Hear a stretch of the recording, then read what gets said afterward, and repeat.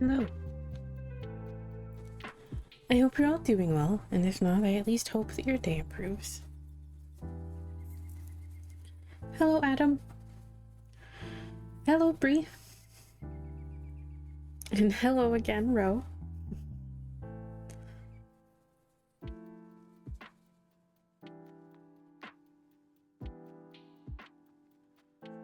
It's nice to see you all.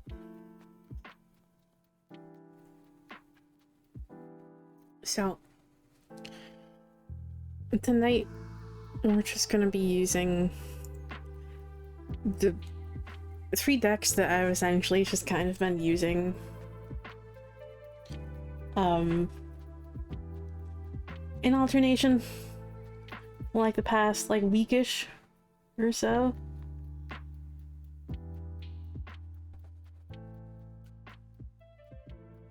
I've really been enjoying them and their messages, and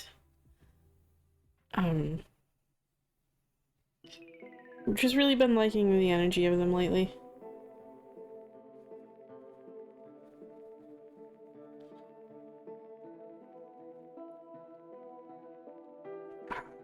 Those decks, of course, being the Tarot of the Divine, Black Moon Lilith Oracle, and Moonology Manifestations Oracle. So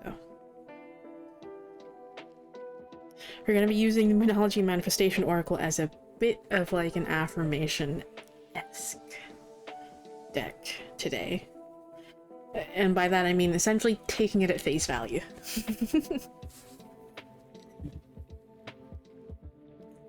Ugh.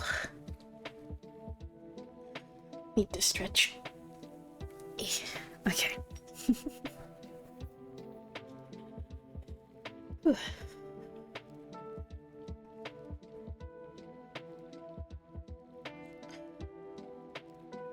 Anyway, let us go ahead and get into the collectives and see what they want to say to us today.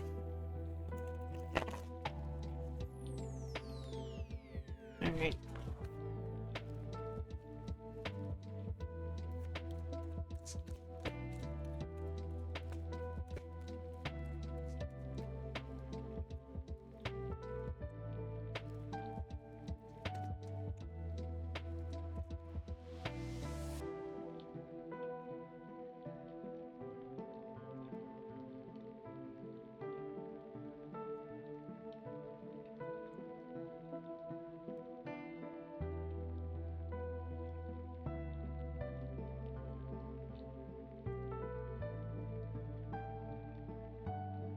Okay.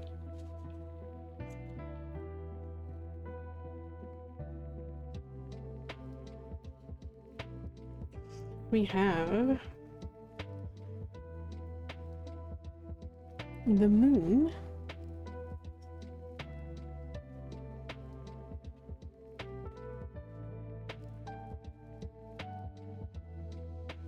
We have the moon, followed by Page of Coins and Judgment. These two in particular. Why is this card coming out so frequently? Can you not? Alrighty. Anyway. The vibe here is definitely interesting. Hi, Egg!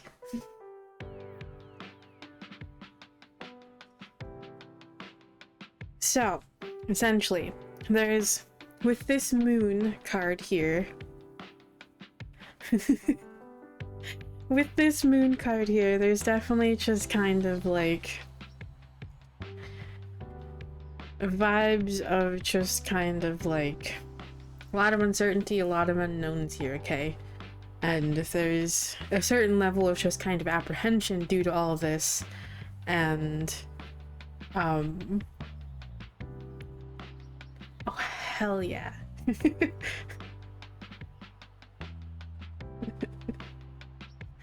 And that fits so well with the affirmation that you just got there too, Egg. But hell yeah. Hell yeah. If I were close enough to you, if I had a way to get there, I would totally totally be there, by the way. So. But, there's just kind of a vibe here with the moon here. There's like some uncertainty, just some, uncertainty and unknown here, and there's a bit of apprehension towards that. This is essentially just kind of like either something that you've been dealing with in like the past, like recent past, or just kind of like you're still dealing with currently, okay? There's been a bit of a sense of struggle. Can't talk today, as always. A bit of a sense of struggle and just kind of like a loss of like a sense of direction, okay? Not really knowing where the fuck you are, where the fuck you're going, what the fuck lies ahead. Essentially just kind of in a bit of a void state. So, yeah.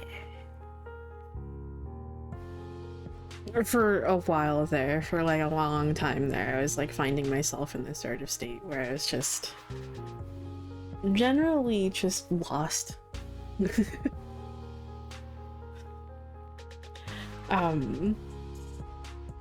That's essentially the vibes from the moon there. However, the Page of Coins and the Judgment card together are essentially saying that there's essentially a fresh start just on the horizon here. There's a renewal just on the horizon here, okay? A fresh energy. A bit of a clean slate. And essentially a bit of a, like, new journey. That's beginning to open up for you here. And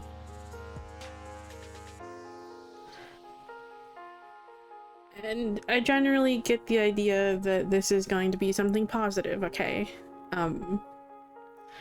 This is going to be something good that's going to get you away from this current state that you're in, okay? And again, and I've probably said this a bunch recently, when you're in these moments, it's really, really hard to see how things could possibly get any better. And see that there is potentially something good that lies ahead, okay? But this is something that you essentially just kind of need to keep having faith in.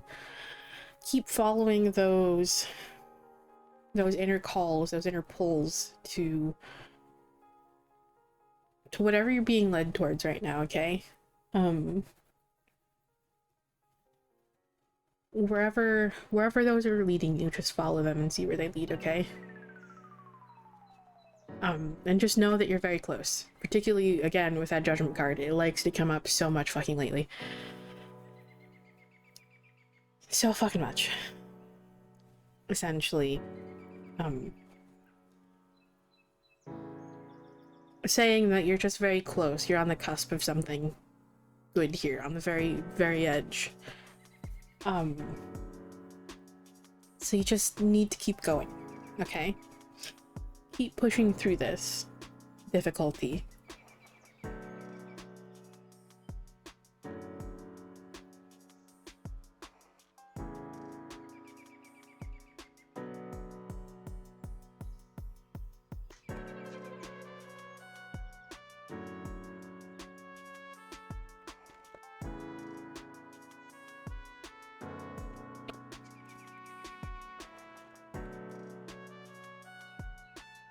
Uh-huh. How fitting. This card also likes to come up a lot,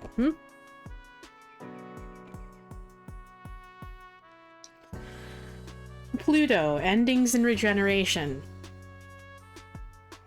Going very, very in line with that Judgment card. Let what's...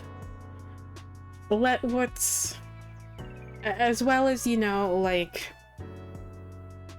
being on the cusp of something new, something beginning to open up here, okay? There's also, along with that, endings. things that need to be released.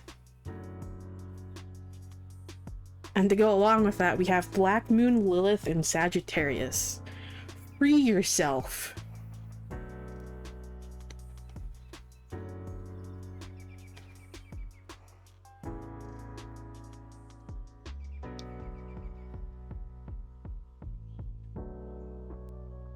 This card has been coming up so much lately, the Pluto card.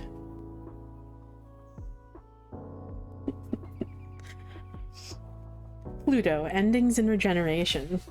Misalignment can manifest physically as that uneasy feeling in the pit of your stomach. Pluto can sense this and likes to break everything down and remove what no longer serves you. It teaches us that beginnings and endings are intrinsically tied together. It is the natural cycle of life. Hey, Varoth!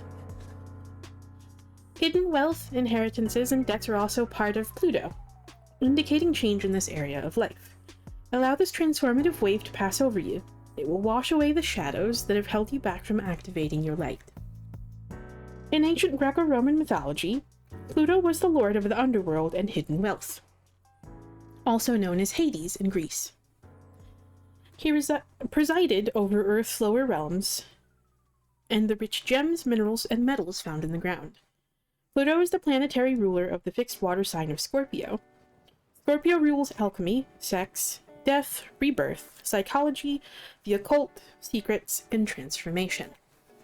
While it's a malefic planet and can be difficult, there is much to gain when your Pluto is integrated, as it can unlock your soul's hidden riches. Pluto is a generational planet in astrology, so each age group has the same Pluto sign. While Pluto can create chaos, it also brings to light what we have swept under the rug to be healed. Understanding Pluto in your own life is tremendous shadow work, and integrating yours can lead to personal empowerment and evolution. The following is a brief alchemical guide to the area of your life where you will experience ego deaths, change, karmic events, and transformative triggers. And that also does go in line with that Judgment card too. The Judgment card is also a card of transformation and rebirth, yes. Particularly, it's the integration phase, where you begin to integrate the things that you've learned on this current path. As one chapter begins to close and another begins to open.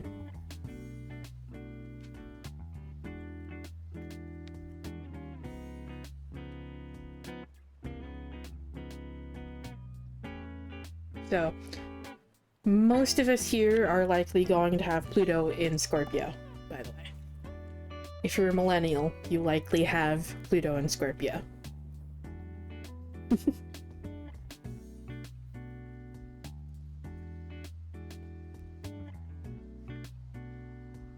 Pluto in Scorpio applies if you were born between 1984 and 1995. The themes for Pluto and Scorpio are crisis, death, and regeneration.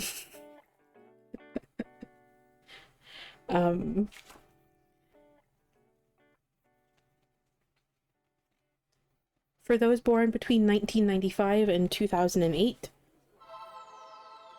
you would have Pluto and Sagittarius, which is, the themes for that are beliefs, worldview, and spirituality.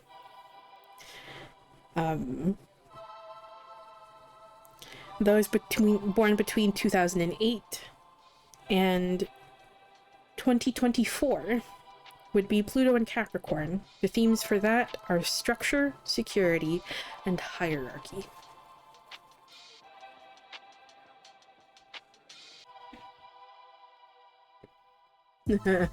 Yeah.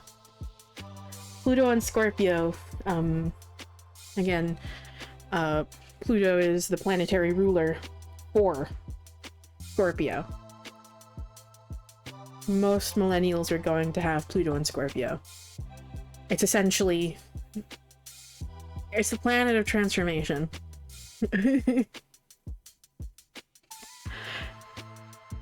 And is very, very much a planet that is associated with shadow work.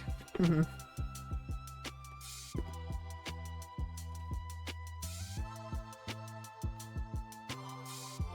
Mm-hmm.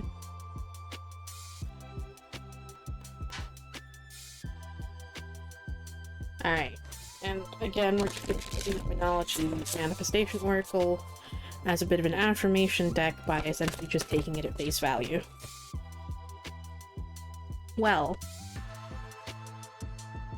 one immediately shot out, so let's see if we have another one. Oh, fuck off.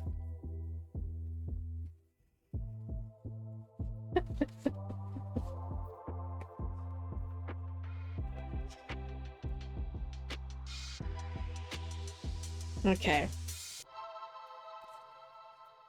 We have Full Moon in Libra, find a balance.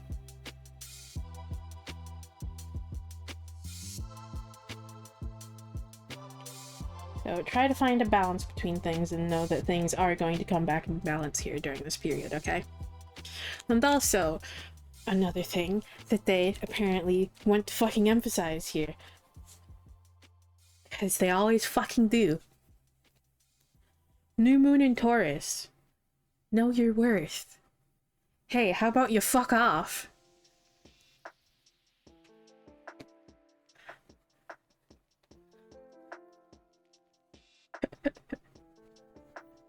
Can you not? For like 5 seconds. Thank you. Thank you.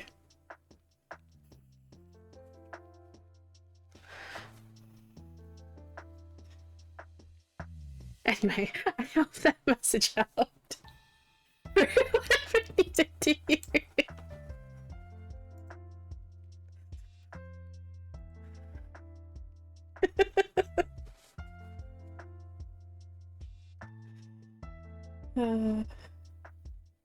Alrighty.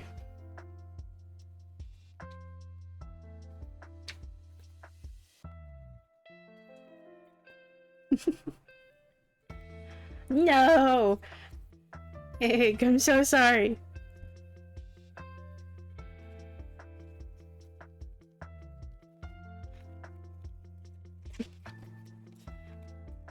That particular deck,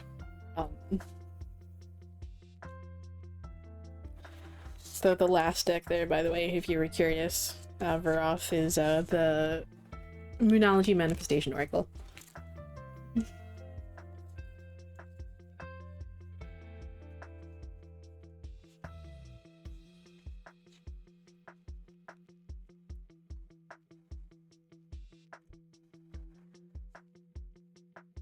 The other one here, this one, is, oh hi.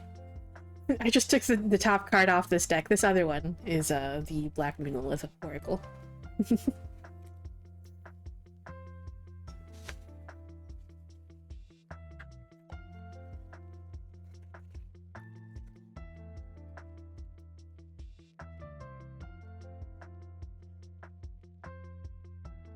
So, in case you didn't see that, the reason I said oh hi is if you the card is Adam.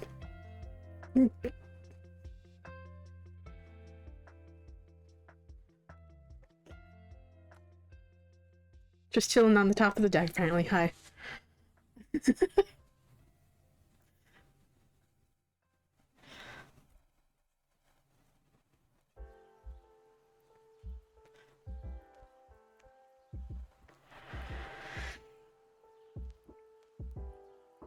I'm sorry you smudged your invitation, Egg.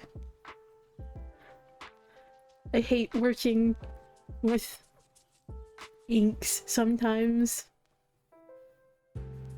because they take so long to dry, and there's always just that risk of smudging. Oof. Alrighty. Shall we do another, My mind just blanked there. Am I okay? Shall we do another collective?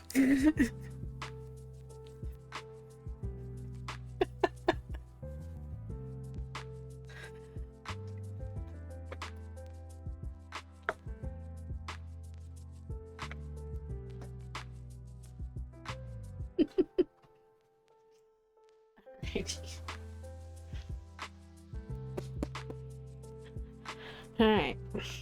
What do we need to hear right now? How much more you fuckers gonna roast us? Hmm? I probably shouldn't taunt them.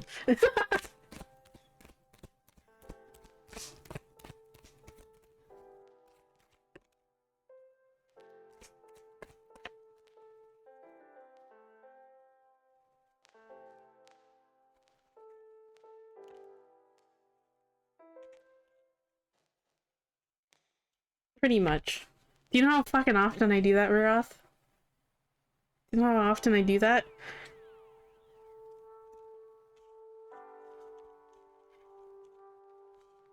Sometimes I wonder why Mr. Sass is such a sassy fucking asshole. And it's just like, well... I mean, is it really that much of a surprise?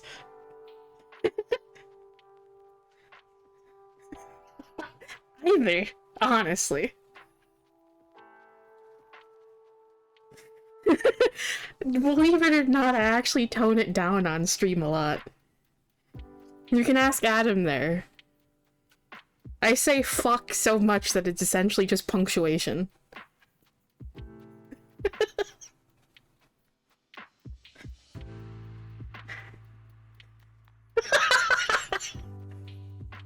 Thank you.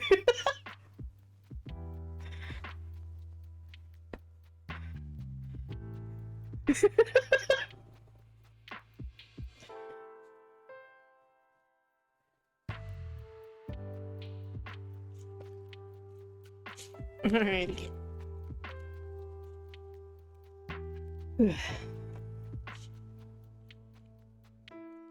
One moment. Let me... Oh, we have an ad break.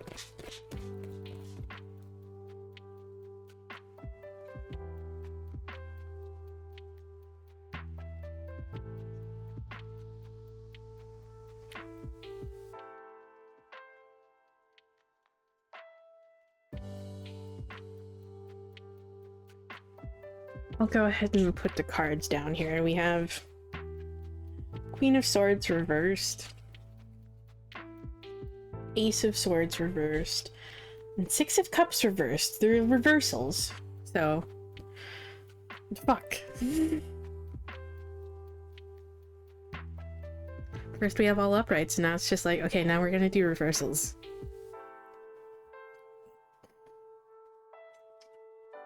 Because fuck you, I guess.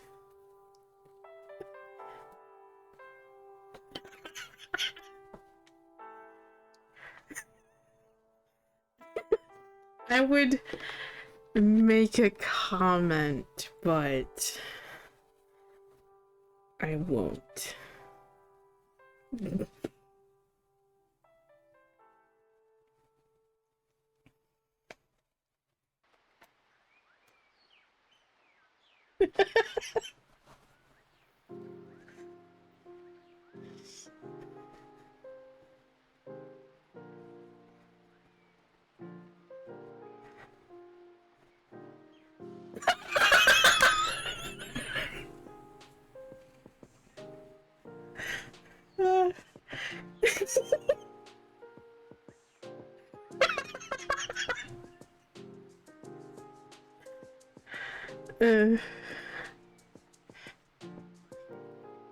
I mean, we did get the moon card in the previous collective there, Roth, so they kind of already mooned us once already.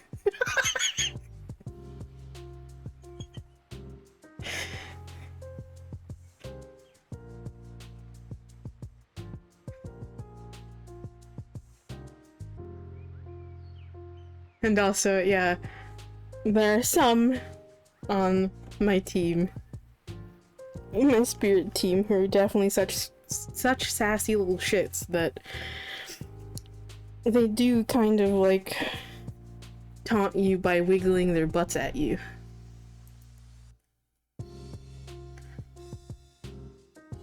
There's a reason that this became an emote.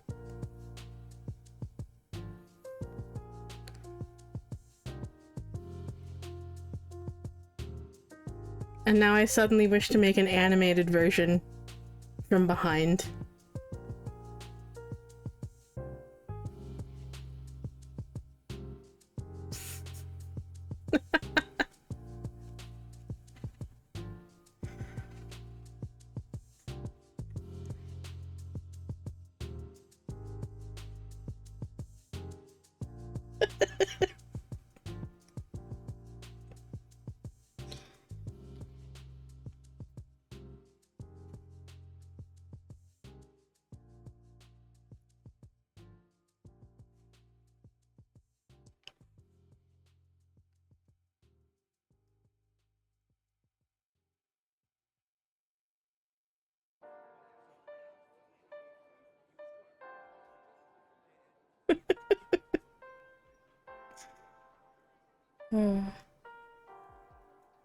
Oh shit.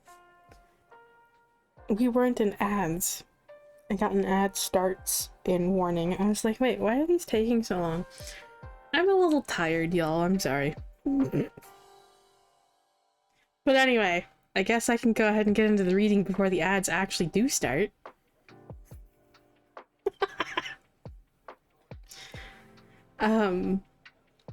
So again, we have the Queen of Swords reversed, the Ace of Swords reversed, and the Six of Cups reversed.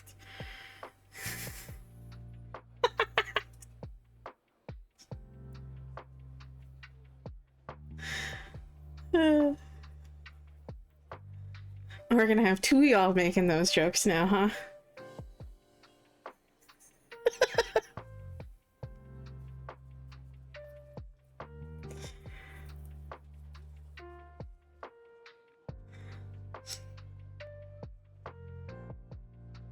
Sure.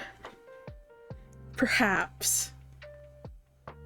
But it's at least the first time that I recall you making a joke like that, so...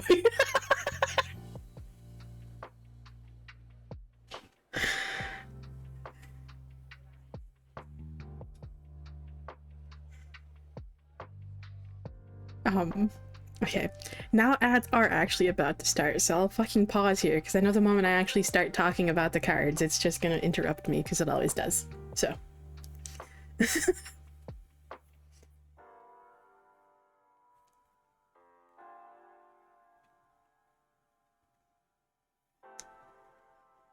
Of course, it's not gonna, like, start right away. Because why would it?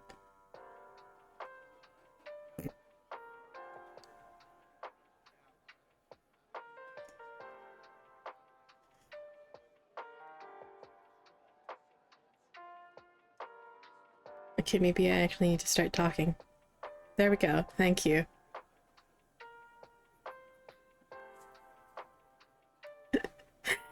Okay.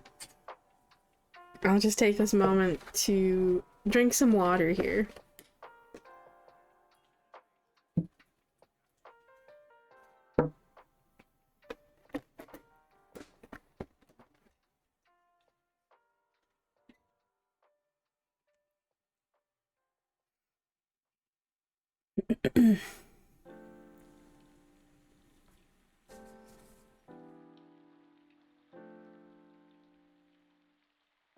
If it wasn't already so late, I would suggest getting myself a cup of coffee, but probably not a good idea.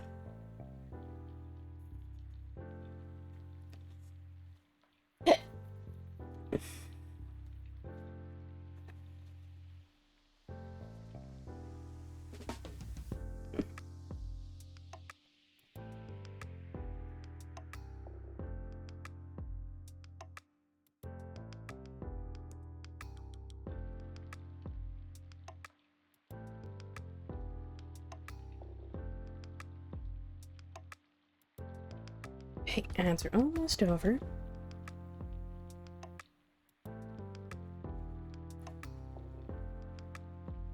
Okay, ads should be over.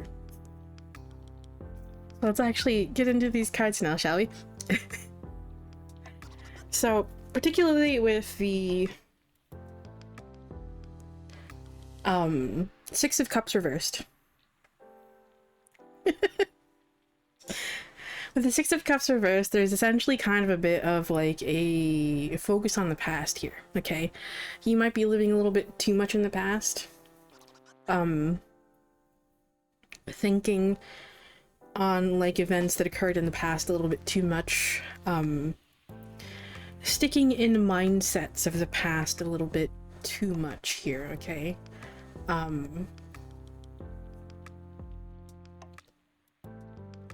And essentially it's just kind of causing a bit of just a mental fog and a mental jumble here, okay?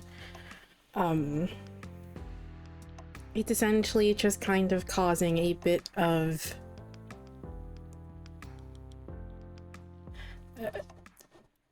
mental chaos, okay? And at its worst, this is essentially going to just be like a negative thought spiral that's essentially just going to suck you in and drag you further and further down, the more you lean into it. So there's a need to break away from this here, okay? And also there's a need to cut ties with the past here, okay? Cut ties with the past. A little bit.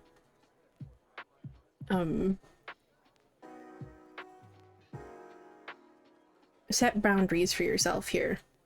Particularly with that Queen of Swords reverse energy, okay?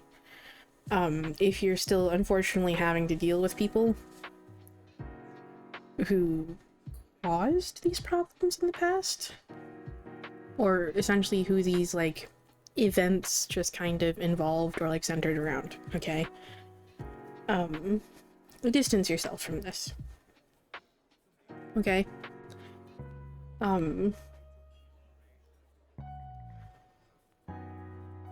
Whatever the situation was, and this might even just be kind of about, like, respecting your own boundaries, by, like, not giving in to these, like, negative thought spirals and all these, like, negative thought patterns and just, like, thought processes and things that are just kind of coming up for you, okay? Disengage from it. Pull away from it a little bit. Create some distance there. Do what you know is best for yourself, okay? So that you can clear away all that mental jumble, all the chaos in your head, and essentially begin to find a level of clarity for yourself again, okay?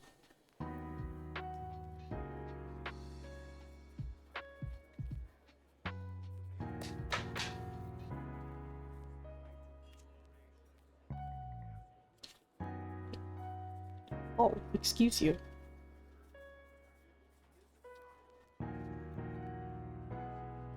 Excuse you.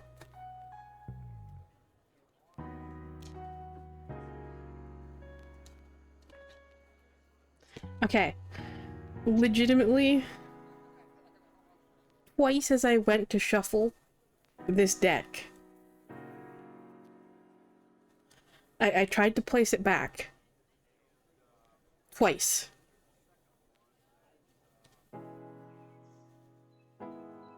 It fell out. So, I'm just gonna count that as a card. It's just like, no, I'm here. Don't even have to fucking shuffle. I'm right here.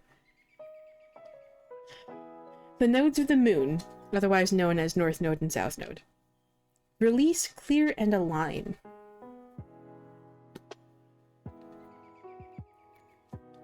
We're still gonna shuffle the deck to see if they're using other stuff here.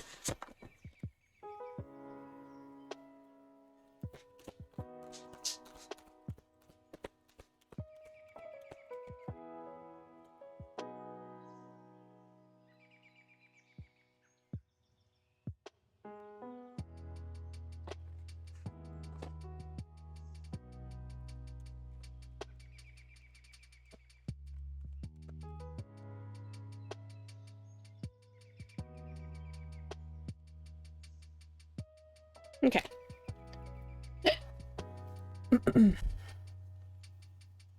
We're gonna take this one, because apparently this is the only card that wants to come out right now. The nodes of the moon. Release, clear, and align. Prepare yourself. Life changes are coming. When the nodes of the moon card appears, direction and shifts are headed your way. You are releasing limiting habits, old behaviors, and situations that have blocked your progress. That fits so well with this. Talents, ideas, and new opportunities will soon emerge, creating pleasure in your life.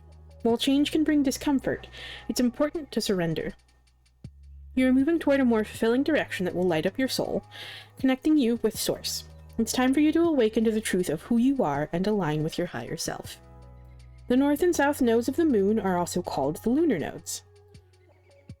Are extremely important points in astrology. Yes. The lunar nodes are not planets. They are where the moon crosses paths with the sun's ecliptic.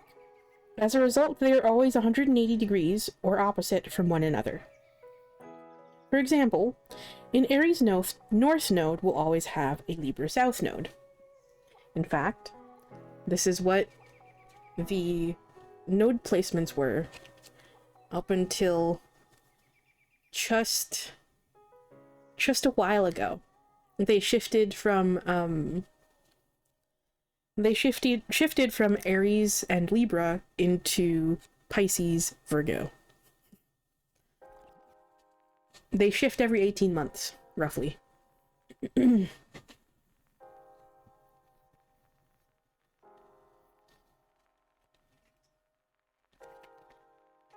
You also can't have transformative solar or lunar eclipses without the north and south nodes of the moon, because lunar and solar eclipses occur on that axis in the north and south nodes. So, yeah.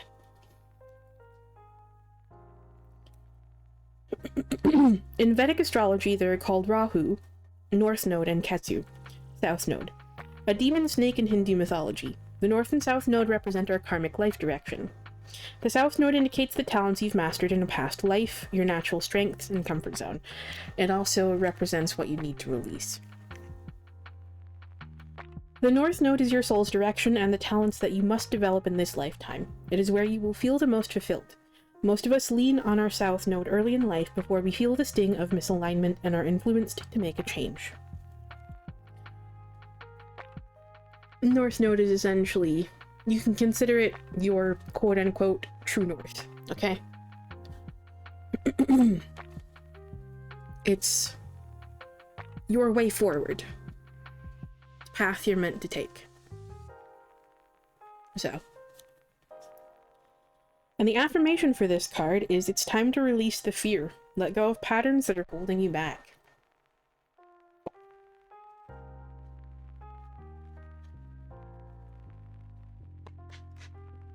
It's also why eclipses are usually so fucking chaotic, by the way. And why they usually bring about great change.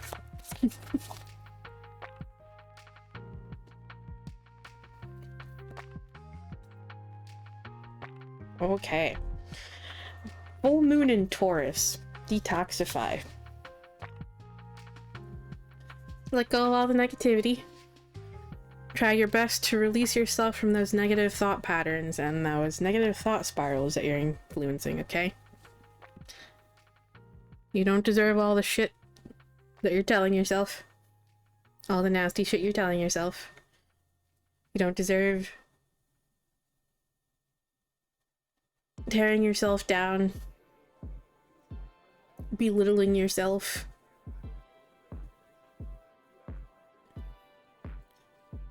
Doubting your self-worth.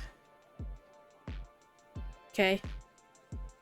And if anyone else is fucking doing this to you, tell them to fuck off.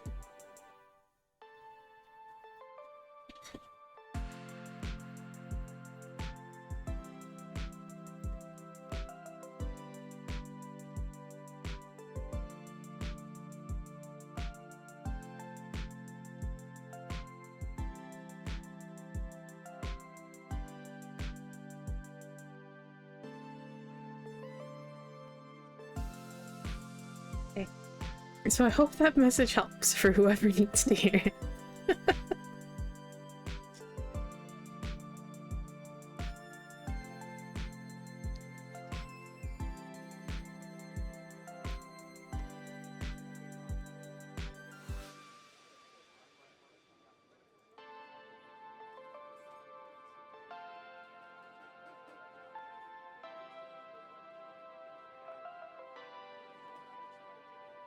Alrighty, with that,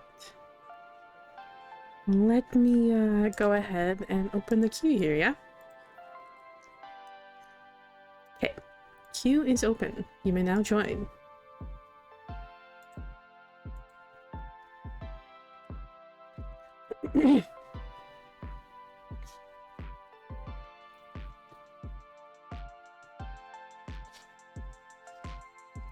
Hey, Adam, you weren't slow for once.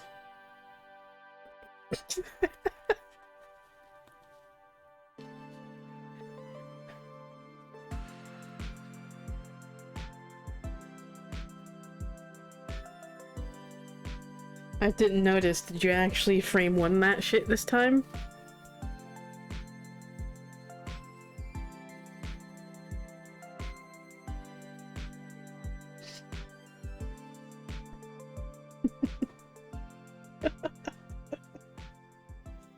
Jesus.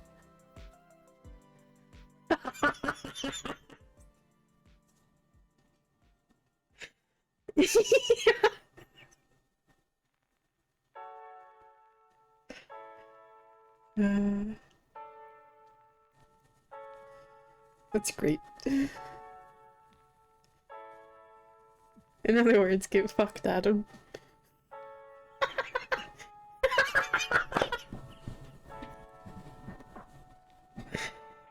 Get double fucked, apparently.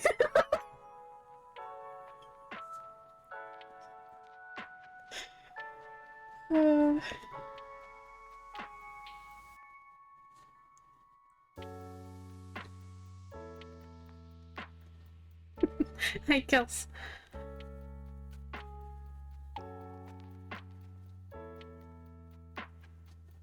Alrighty, Adam, are you ready?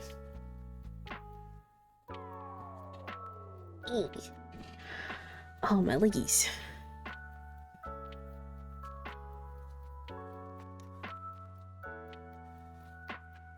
Yeah, you're all good, egg.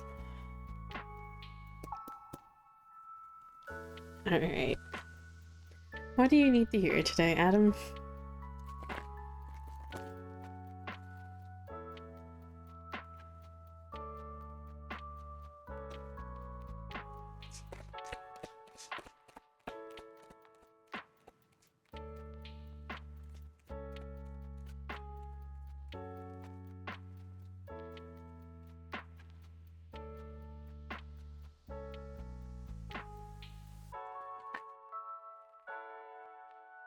Thank you, Nightbot, for posting all the messages, like, right at once there.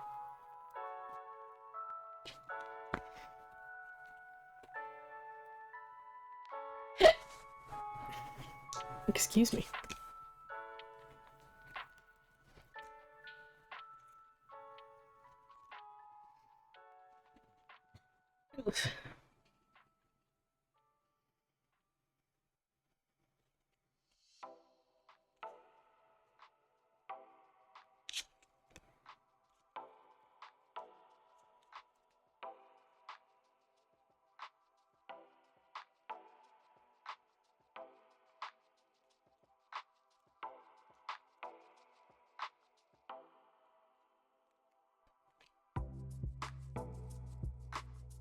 Okay.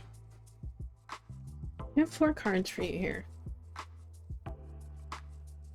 We have Queen of Swords, 2 of Cups, Ace of Cups, and Temperance.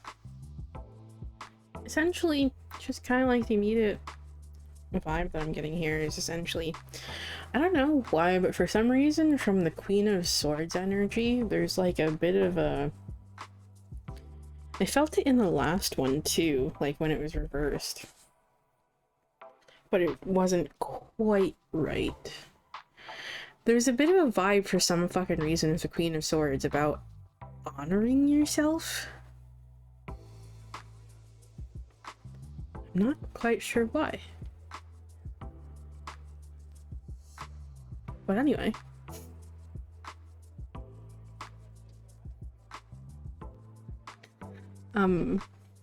And by that means, like, being, you know, like, number one, being true to yourself. And, like,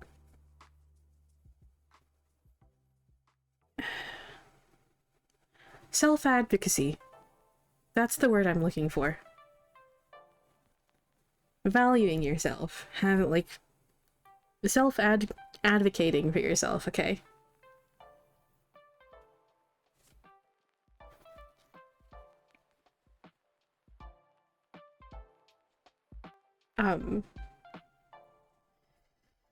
That essentially means just kind of, making sure that you're, like, this is essentially, like, going in line with, like, that reversal energy. That's the importance of, like, setting boundaries. It's a way of honoring yourself and advocating for yourself and respecting yourself, okay?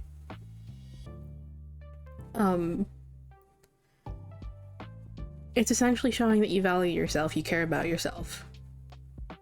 Honoring yourself is important, okay?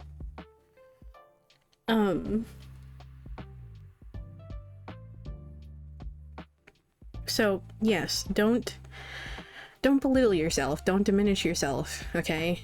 And your value, your worth, and just, yeah. Okay? So, let go of that, like, let go of that harsh inner critic that's just telling you all that nasty shit, that you're worthless, you're not doing enough, you're not good enough. Okay?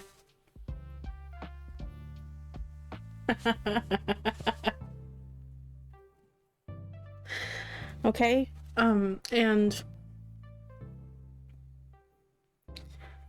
particularly when this comes to, like,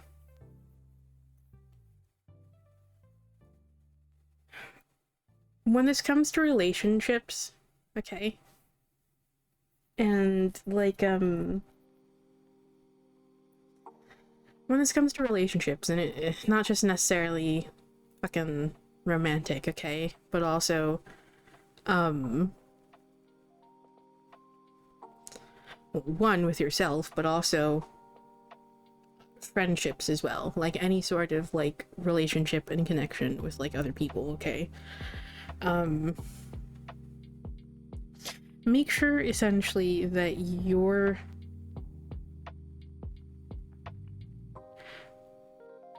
Make sure that you're valuing yourself in these relationships and these interactions, too, okay? Don't diminish your own needs.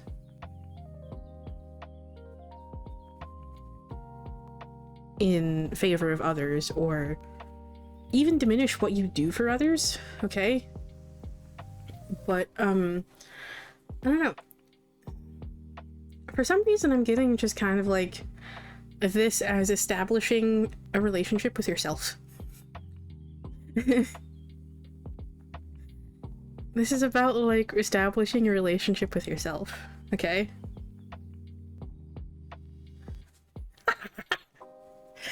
I'm sorry. I like to sing, but I'm not sure I could sing that. Okay? Also, hello.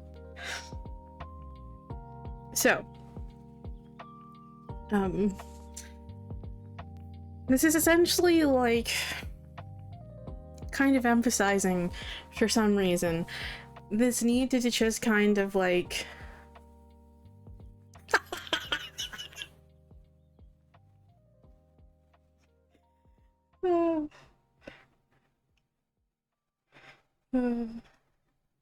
I don't know. Like, I'm not gonna lie, I have considered at some point, like, perhaps making that, like, a point redemption thing. But one, it would probably be really expensive. Number two, I don't know if I would have the confidence for that, but... Because, like, channel point redemptions, like, I wouldn't mind making that an option, but... Yeah. Not now, probably. Not anytime soon, but... But anyway. Yeah, I don't know if I'd make it that expensive, but...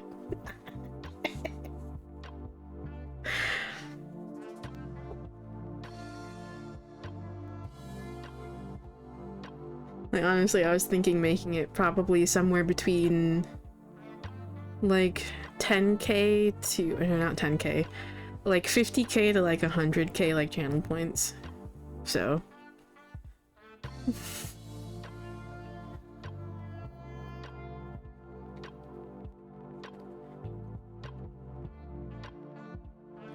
I feel like 10k would be like far too low, especially with Adam over here just kind of hoarding channel points. How many do you even fucking have anymore, Adam?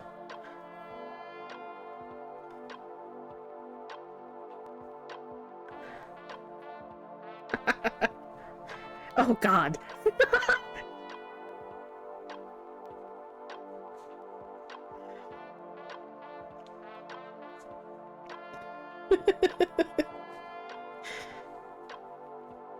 Yeah. I know you do, Egg, but Adam... he spends them on occasion by, like, redeeming, like, card pulls and stuff, but...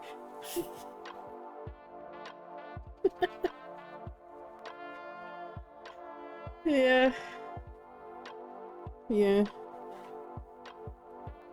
So, that's why I would have to make it, like, somewhat more expensive, otherwise this motherfucker could just be like... sing! Bitch.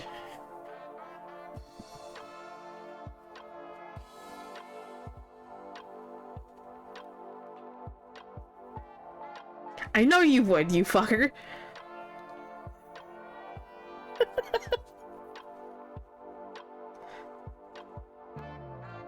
But anyway. So essentially, there's this need to essentially just kind of like advocate for yourself and like value yourself and honor yourself here. And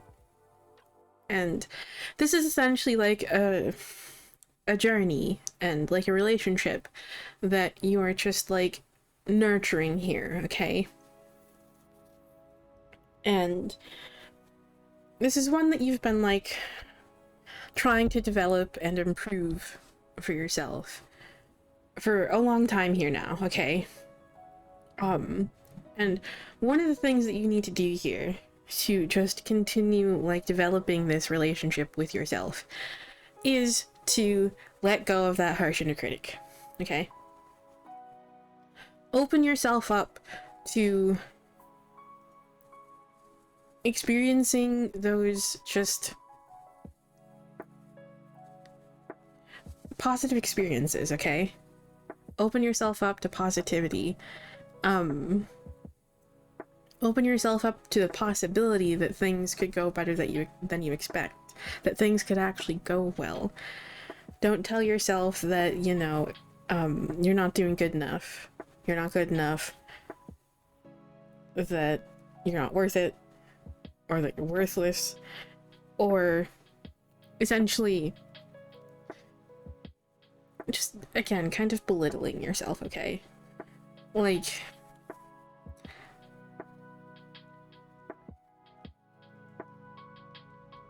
just let go of the criticism. It's not gonna be, like, perfect right away, okay?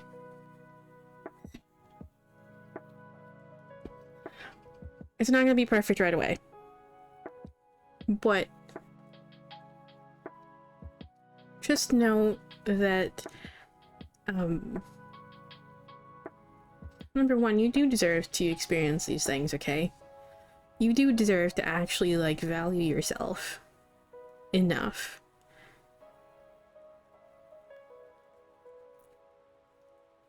to advocate for yourself and what you need. And to love yourself, okay?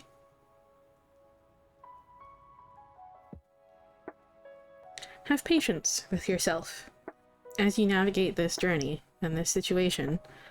There's no need to be harsh with yourself, okay?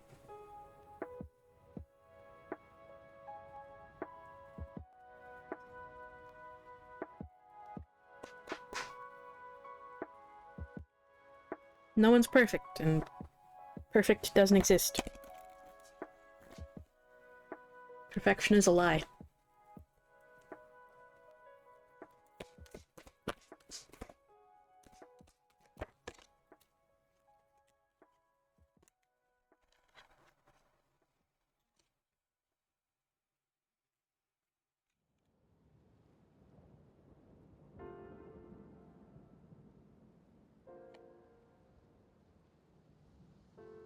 Again, this card.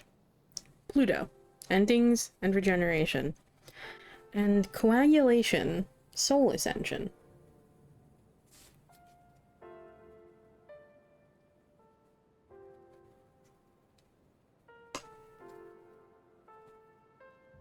Okay, we have ads starting in like 30 seconds.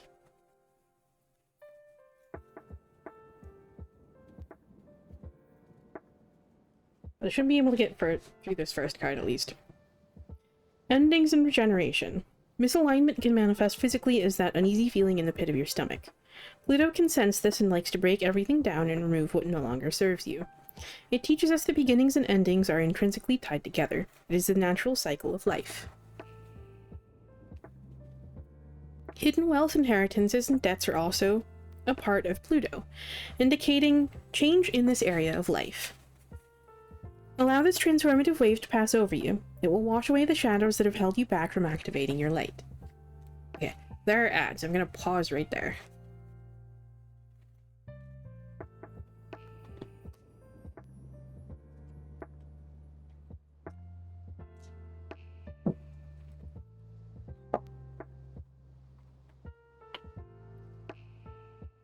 Pardon my water fucking jug just making noise over here.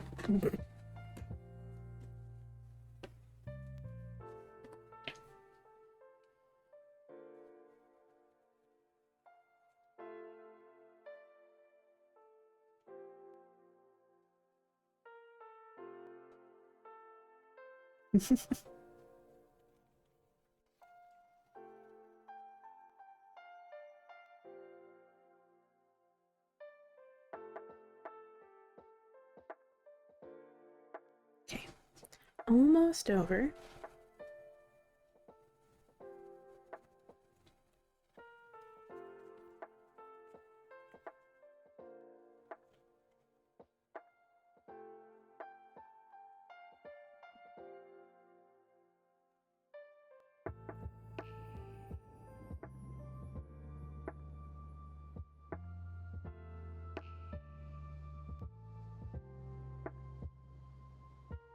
Okay, ads should be over now.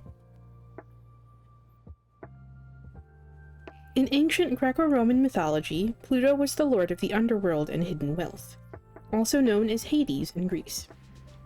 He presided over Earth's lower realms and the rich gems, minerals, and metals found in the ground. Pluto is the planetary ruler of the fixed water sign of Scorpio.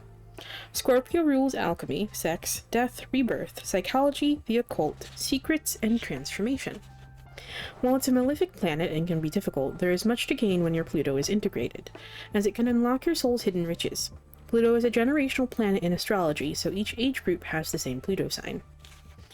While Pluto can create chaos, it also brings to light what we have swept under the rug to be healed. Understanding Pluto in your own life is tremendous shadow work, and integrating yours can lead to personal empowerment and evolution. The following is a brief alchemical guide to the area of life where you will experience ego deaths, change, karmic events, and transformative triggers. And I know that your Pluto is in Scorpio, so...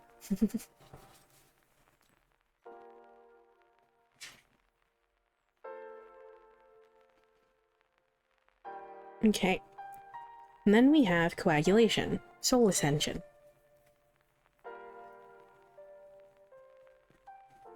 Oh yeah.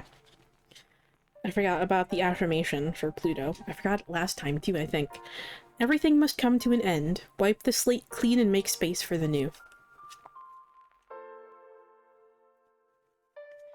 Okay. Coagulation, soul ascension. After enduring a period of intense purges, transformation, inner growth, and spiritual work, this is the phase of alchemy when you begin to truly embody your sun. Soul's Gold in Ancient Alchemy. When the coagulation card appears, you are empowered in your purpose and channeling the energy of your sun sign. The sun in astrology represents the life purpose and alignment in your birth chart. New opportunities, life decisions, and changes in direction are manifesting for you at a faster rate. When you are in this phase, be mindful of perfectionist habits and gently release them, as there is no perfection. Practice presence. Associated with gold in the sun, coagulation is when you are nearing the end of the magnum opus. This is the 6th phase of the alchemical magnum opus, which is a culmination of all the ascension and healing work you've done thus far. You have found and embodied your higher self, light, and true essence in this lifetime.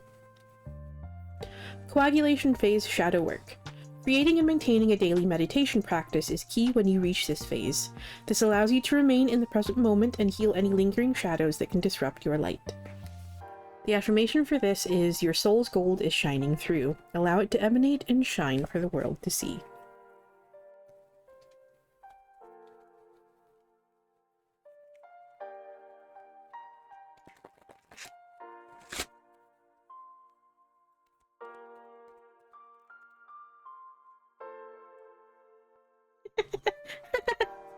Really, bitch? Really, bitch? Really, bitch?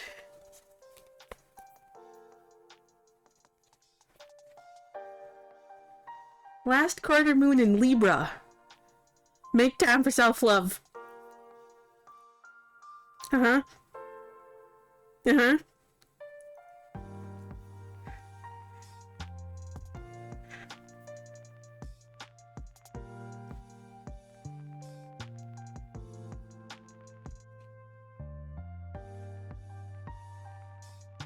And then we have first quarter moon in Aries. Step into your power.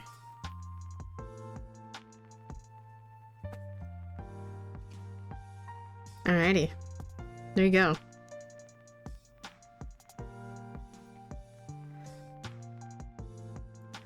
So I hope that message helps.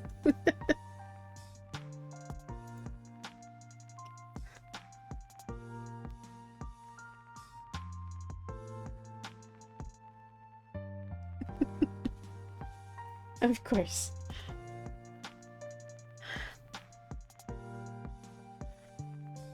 Also, I'm sorry. I should probably ask, is your name pronounced May Baba or Me Baba or some other pronunciation?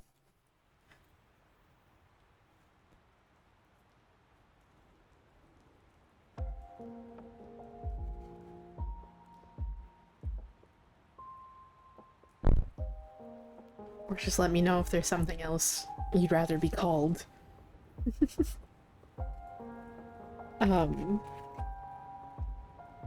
But those emotes are adorable.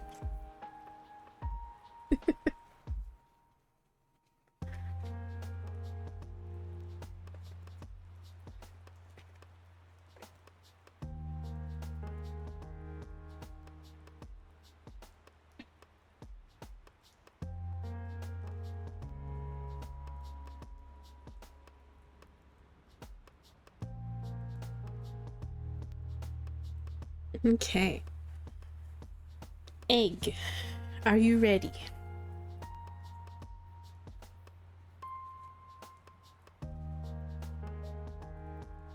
Okay. Let's see what you need to hear today.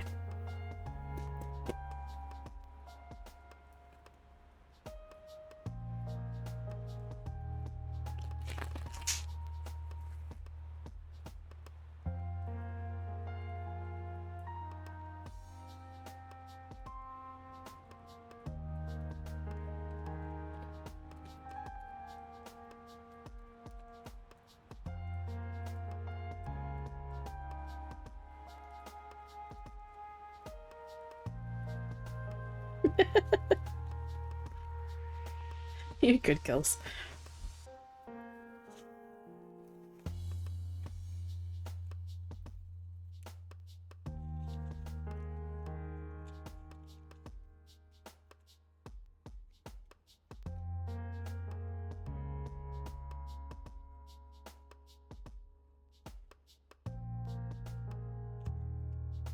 Okay, we have Nine of Swords reversed, the Moon, and Queen of Wands reversed.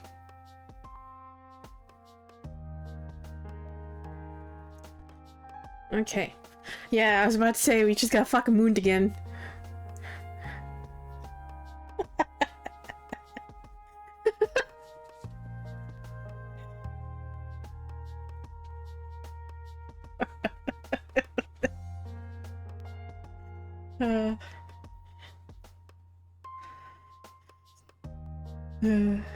But anyway, so egg. There's definitely just kind of like, there's a bit of a fear of the unknown here, and just like a level of uncertainty again here, and just kind of like some mental turmoil going on currently with that moon card, and also with the Nine of Swords. But with the Nine of Swords, with the Nine of Swords, essentially, it's asking you to release these anxieties, these worries, these fears, okay? And I get the sense that, like, part of where this, like, area where this, like, uncertainty and just, like, turmoil is coming from is that Queen of Wands energy. There's essentially, like, a lack of confidence in yourself, a lack of just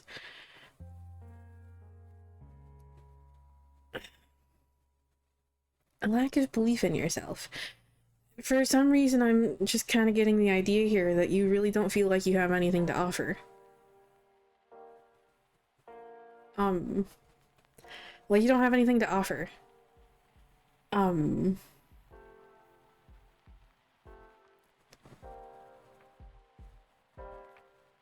So,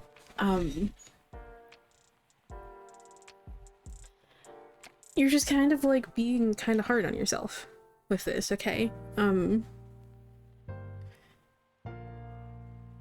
Essentially, you feel there's a lack of confidence because you don't really believe that you have any, like, value. You don't believe that you have any worth. You don't believe that there are any, like, positive attributes, that would make you worth, like, having. Okay? And so you don't believe that you really have anything to offer here. When, like, you do. Okay? And there is a need for, like, self-compassion here, okay? There is a need for self-compassion. And with the Queen of Wands reversed energy as well, I also am kind of getting that, like, vibe of just kind of, like, needing to cool off, okay? Needing to cool off because it's kind of tipping over a little bit into the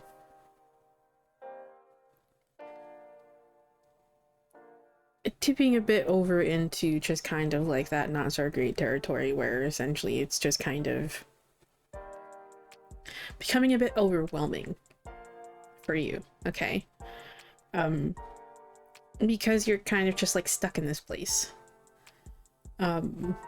This place of like struggle and like mental turmoil and such. It's all just kind of becoming a little bit like too much, and emotions and just kind of like everything are just kind of starting to boil over, and it's just kind of creating like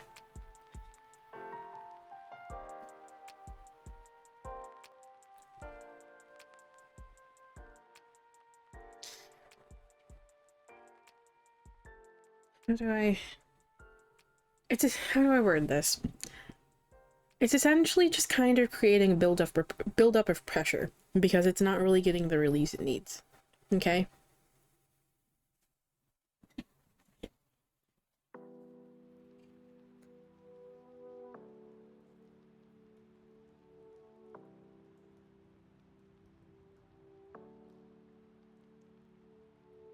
So, just try to kind of take a bit of a step back and oh, I'm sorry.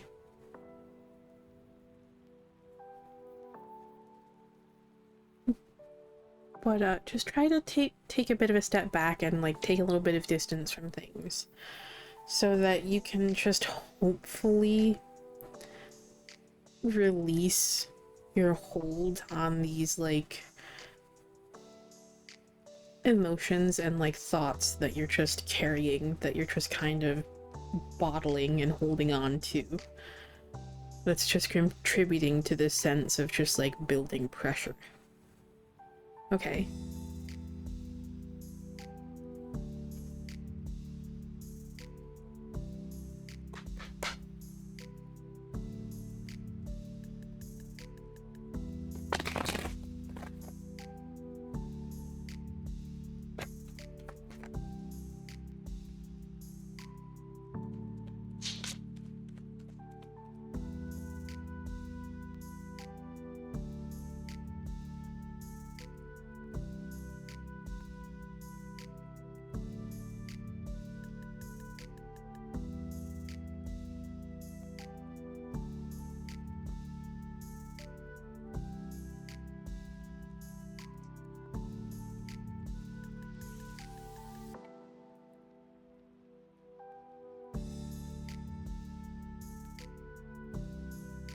Okay.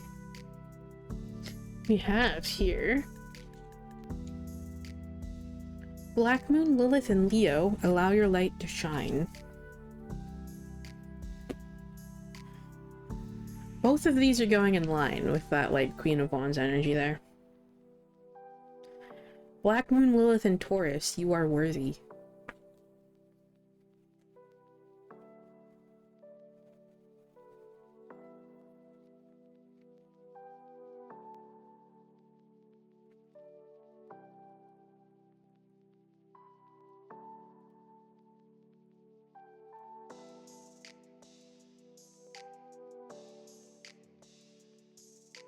Okay. Black Moon, Lilith, and Leo, allow your light to shine. Express your authentic light and release the need for others' approval. The opportunity to share your gifts with the world is here. The question is, are you ready for this moment? Self-sabotage can come up, smothering this fiery self-expression. This oracle card is asking you to deflect the judgment you may receive from others. Power struggles around your spotlight can also come up. The zodiac sign Leo represents the child, symbolized by the royal lion and ruled by the bright and energetic sun. When Black Moon Lilith is in Leo, your self-expression and identity are powerful, but you can experience backlash or jealousy from others. On top of this, you may also have had to take on the role of an adult as a child. Healing your inner child is powerful for this Lilith placement. Marilyn Monroe, a Black Moon Lilith rising in Leo, was a child bride, married at the age of 16 before she was discovered. Allow yourself to release the judgment of others and identify your creative truth. Indulge yourself in hobbies or creative endeavors that fuel your fire. The way to heal the shadow of self-suppression is to release the need for external validation from others. The belief in yourself is all the magic that you need. Dark Divine Feminine Shadow Work. You are a divine goddess of creation. It's time to honor your gifts and allow the world to see all that you have to offer. If you have been working on a creative idea, now is the time to have the courage to show it. Dark Divine Masculine Shadow Work. You love someone who is a show-stopping prize. At the same time, you also don't want to feel upstaged. True love, though, doesn't require the dimming of another light in order to shine. The affirmation for this is, be brave. The world needs your gifts. Now is not the time to dim your light. And now is not the time to question your worth. You have to offer. Black Moon, Lilith, and Taurus, you are worthy. Perhaps you are frustrated over not being paid enough for your work, or you have negative self-talk about your body because of external opinions. You may also feel tension around your worth and value in relationships. Now it's time to heal. When the Black Moon, Lilith, and Taurus oracle card shows up, the universe wants you to alchemize the shadow holding you back from true abundance. Taurus exudes love, beauty, romance, relationships, money, the natural world, values, food, luxury, and abundance. When Black Moon Lilith is here, it can cast a shadow. Power struggles in these areas can come up in the life of someone with this in their natal chart.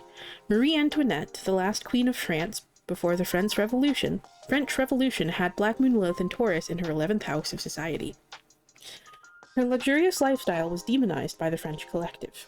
Her apathy towards those suffering led to her downfall and the execution with the rest of the monarchy. You can turn this dark feminine energy into empowering light. When you feel unlovable, incorporate positive affirmations. This will raise your frequency to attract the respectful treatment you deserve. Dark Divine Feminine Shadow Work. Mirror work is extremely powerful for healing your self-worth and for empowerment. In the morning, look in the mirror and have a conversation with yourself for as long as you need. Talk to your shadow and integrate it. Dark Divine Masculine Shadow Work. You are attracted to opulent energy and beauty, but you can also feel the need to dominate it. Judgment of others' wealth and worth can occur. Releasing your attachment to wealth is a powerful form of energetic alchemy. The affirmation for this is abundance is coming. Believe in your value in order to receive it.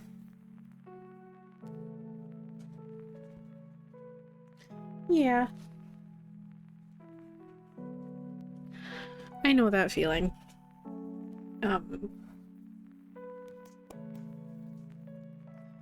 That's still one of the areas in which I struggle, so.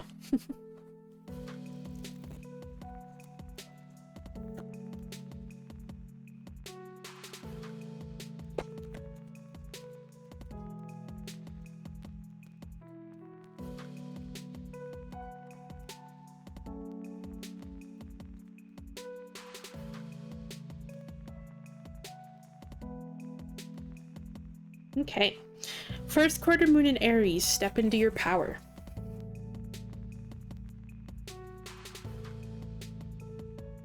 And new moon in Cancer.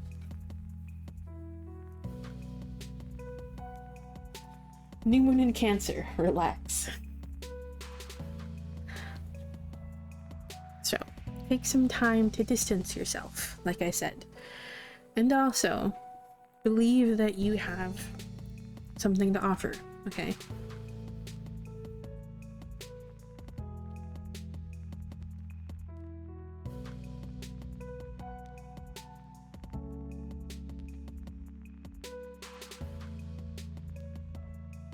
Oops.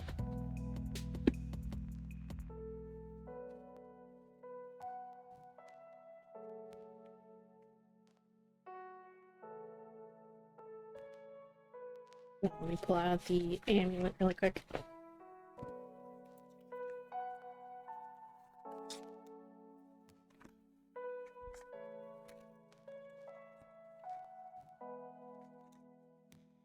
Alrighty.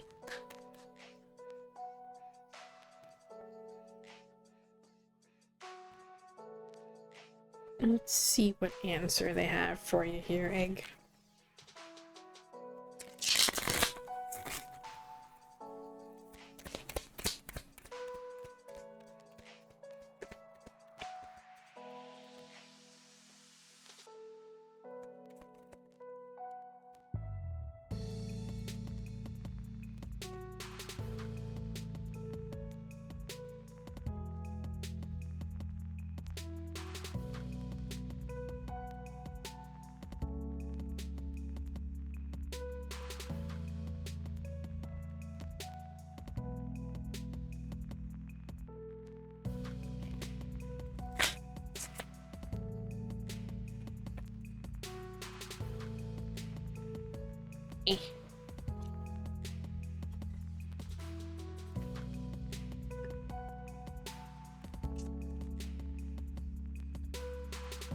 I feel like this is the only answer that they're going to give here. It's not really a direct answer. But essentially, the only card they want to give, apparently, for this is stop ruminating. Which means stop overthinking it.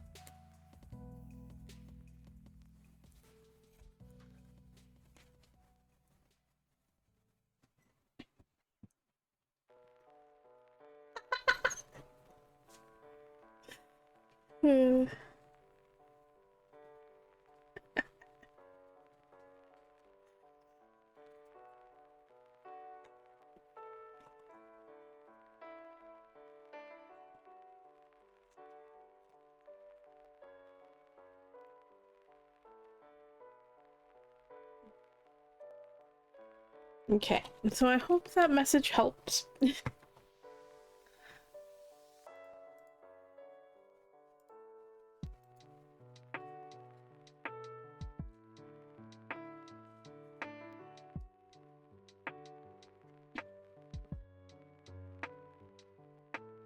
It's rich melodies.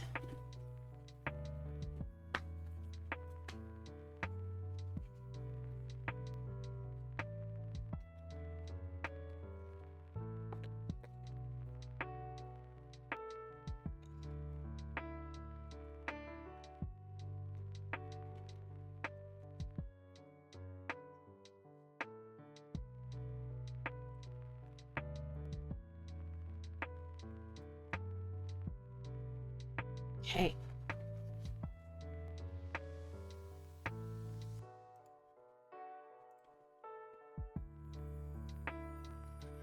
Okay, before I forget, let me go ahead and issue last call for Q here as well. I'll leave Q open for a little bit longer. I'll leave Q open until I finish this reading here, okay? So, if there's anyone who still wants to join, you may still do so. Yeah, no problem, Make. I'll see you later, and take care of yourself.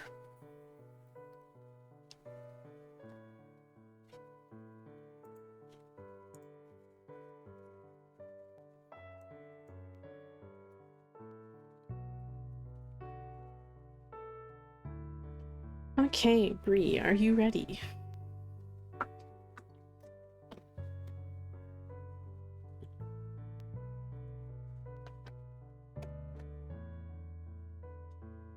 Okay.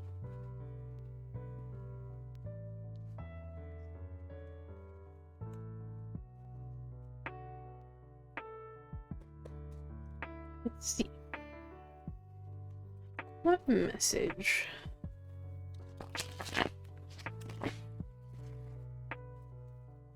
do we have for you today?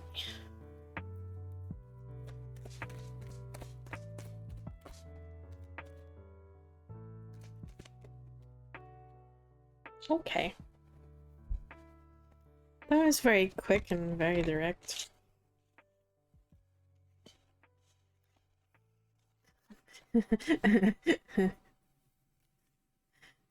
Temperance. 9 of Wands.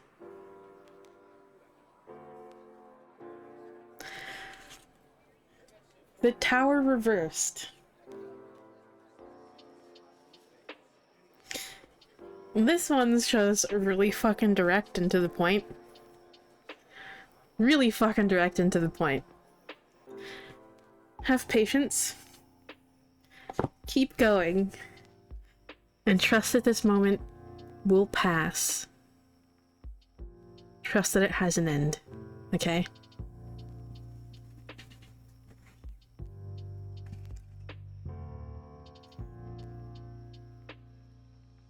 Things right now might feel a little bit unstable, a little bit uncertain, and it might seem like quite literally fucking everything around you is crumbling, okay?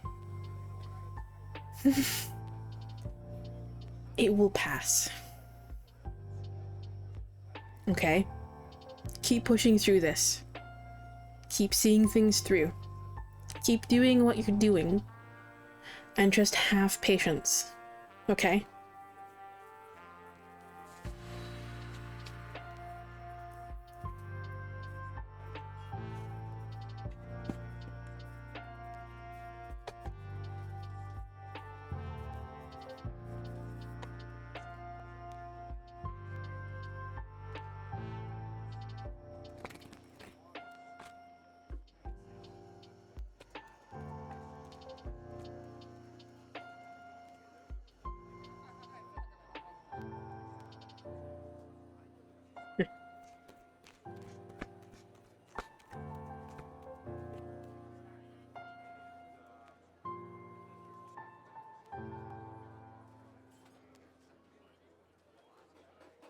Mars. Drive, energy, and passion. I just realized, oh my god.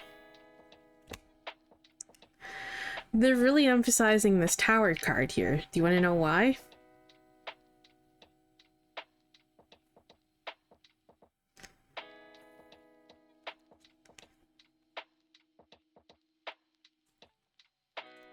Black Moon Lilith and Aries. Do you want to take a guess as to what the astrological association for the tower is?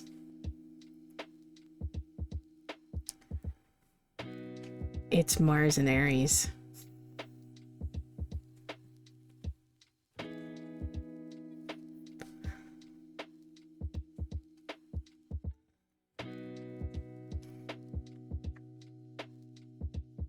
Or, it is Mars and Aries, right? Hold on a second. It is.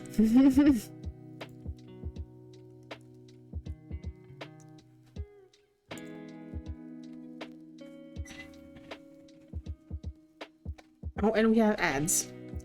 Great. I'll pause right here then for a second.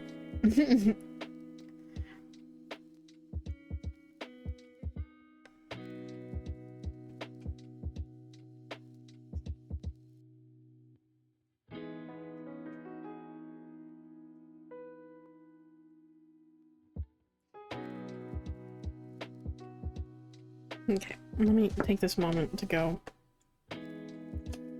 take a drink of water here.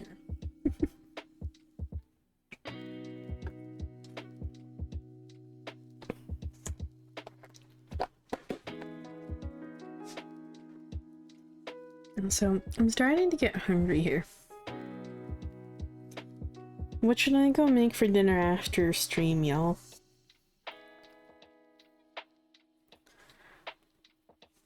Should I...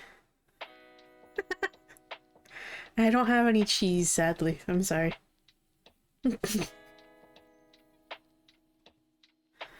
I have Southwest chicken and rice bowl, pasta with meatballs, or dino nuggies and tater tots.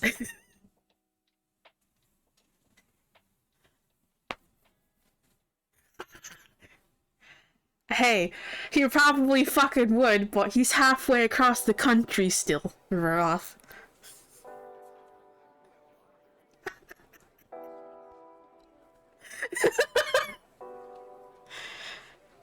Actually, it's not even fucking halfway. He's like pretty much like all the way across fucking like country.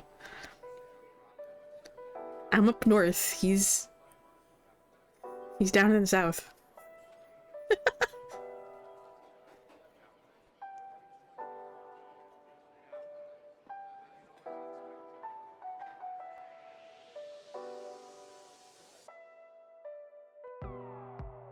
Yeah, which option should I choose for dinner? Southwestern chicken rice bowl, linguine with meatballs, or dino nuggies and tater tots.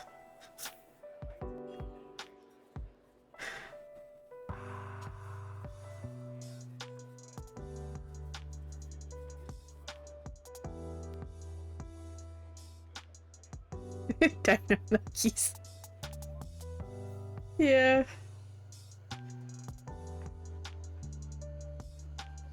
Dino nuggies actually sound good.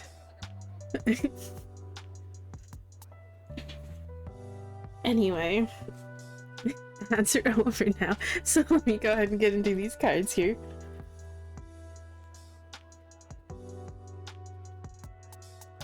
Okay. Yeah. Mars, drive, energy, and passion. Mars is the cosmic divine masculine and loves to initiate action, lead, compete, and come out on top. If you have felt stagnancy in your life, this card indicates that a breakthrough is imminent. When Mars is present, the universe is ready for you to move forward. A supportive masculine figure could also be coming into your life to assist you. One caveat about Mars energy. The need for dominance and power struggles can come up now. Remember to practice patience. In astrology, Mars is the planet of action, drive, sex, aggression, passion, physical strength, and how we get things done. It's also the planet of a warrior. In Roman mythology, Mars is the god of war, the military, and agriculture. It also rules over the fire sign of Aries and the water sign of Scorpio. Aries is the explosive and physical action-oriented side, while Scorpio represents the strategic and passionately reactive side. In astrology, it is considered a personal planet, meaning that it appears prominent in your outward personality. It also means that it's a non-generational placement because it changes signs so frequently. So it can describe how we like to exercise, what motivates us, and how we react in anger. When you are doing something that you are passionate about, it increases your manifestation power. Find your Mars sign in your birth chart and match it in the following list with what drives you. The affirmation for this is prepare for a fiery, passionate time of creation. Sex is a positive outlet for you right now. Well, thank you, card.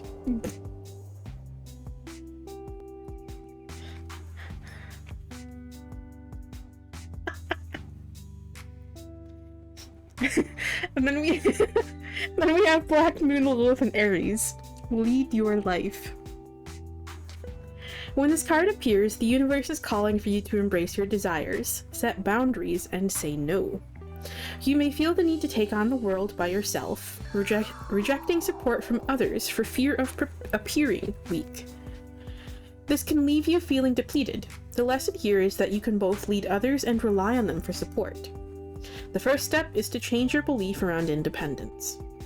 Aries is the masculine first sign of the zodiac, ruling over the self, identity, and personality. Symbolized by the ram, it's an energetic fire sign that prefers to blaze its own trail. When Black Moon Lilith is here, you can feel forced into the role of having to do everything on your own, where your desire and natural tendency toward independence can trigger others. The mother may have had to lean heavily on their masculine energy to support the family. Singer Billie Holiday was a natal Black Moon Lilith in Aries with a teen single mother and an absent father. This can be an inherited pattern of self-reliance and fear of support from others that can leave you feeling unfulfilled. Dark Divine Feminine Shadow Work. Accepting support is healthy and will help lift energetic burdens. Once you accept support, the universe will manifest more people who want to support you. You are opening your Divine Feminine container to receive abundance. Dark Divine Masculine Shadow Work. You secretly admire and gravitate toward independent energy. This creates inner tension with your own masculinity. The key is to learn to lean into your leadership while accepting and integrating other opinions. Allow divine masculinity to shine while also giving space for others' desires. The affirmation for this is release the shame around who you are. It's time to embrace the fire that burns within you. Yeah.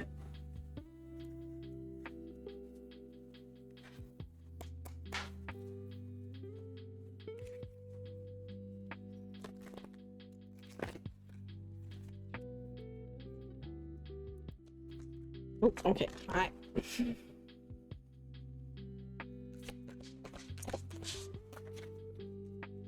Yeah, I know that feeling. Okay. We have more Aries here. Good lord. Last quarter moon in Aries. Work through your feelings.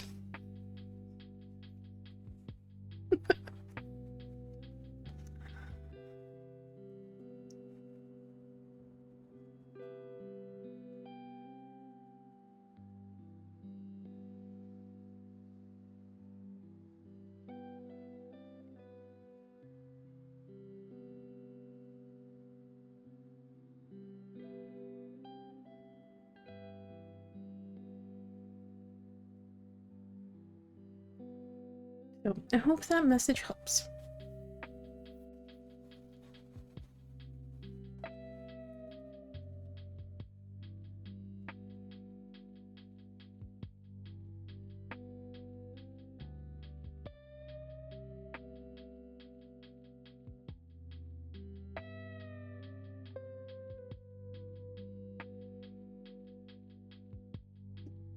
Good, I'm glad.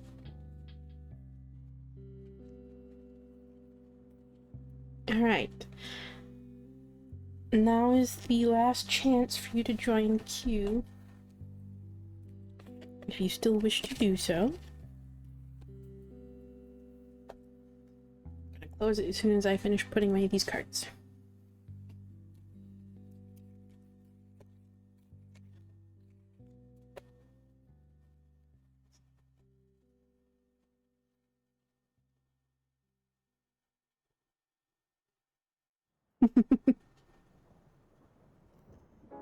Yeah.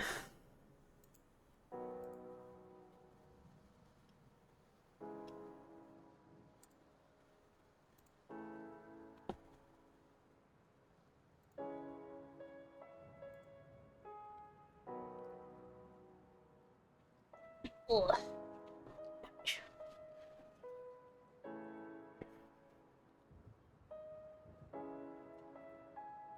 Okay, are you ready, Kels?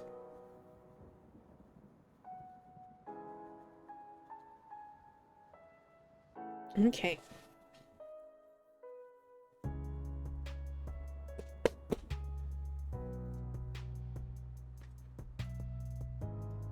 I'm gonna leave here today.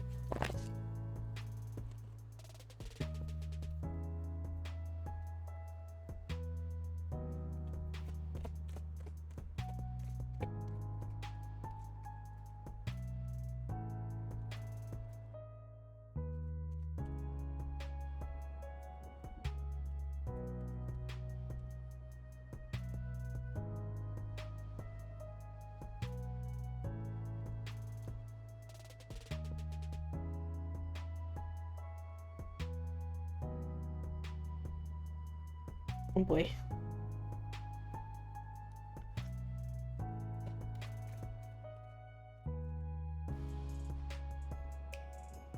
Not this again. Okay. Okay. Oh my goodness.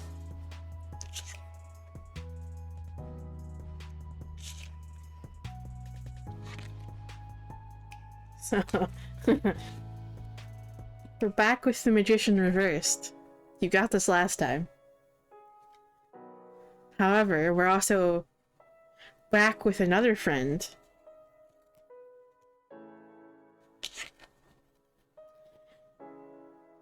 We have Queen of Cups.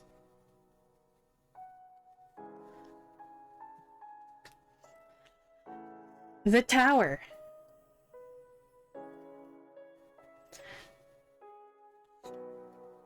And Queen of Wands.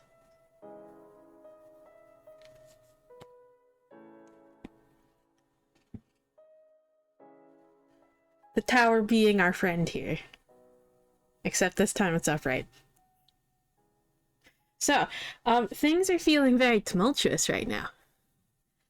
And I feel like these three belong together, okay? Because I get the feeling this is where the tumultuous shit is coming in here, okay? There's this flip-flopping happening between these two elements.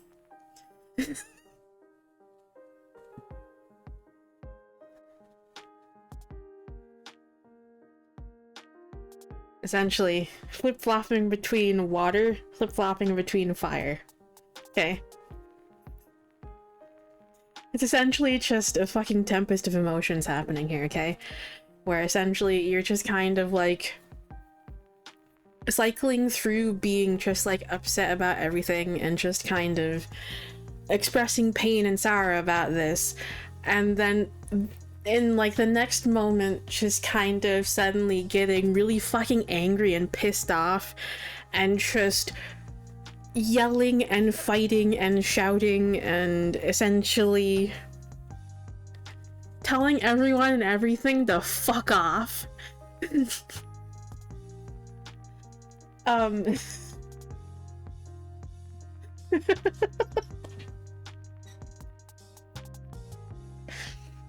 Okay. And this Magician Reversed card here is, it's going back to this just kind of like lack of belief in yourself, in your ability to carry yourself through this, to essentially create, to get what you want here out of this. And there's also kind of a lack of belief in the universe. Okay? Just feeling like... essentially, it feels like a personal attack right now, and Tower Moments often do. They often do. They frequently do, okay? It feels like a personal attack where everything is just being taken from you. Everything that you set up for yourself is suddenly being destroyed. But essentially,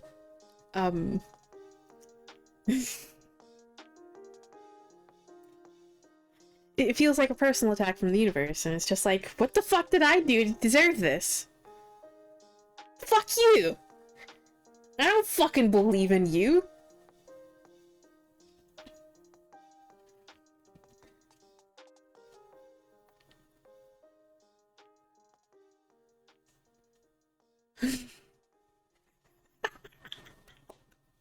I love that emote!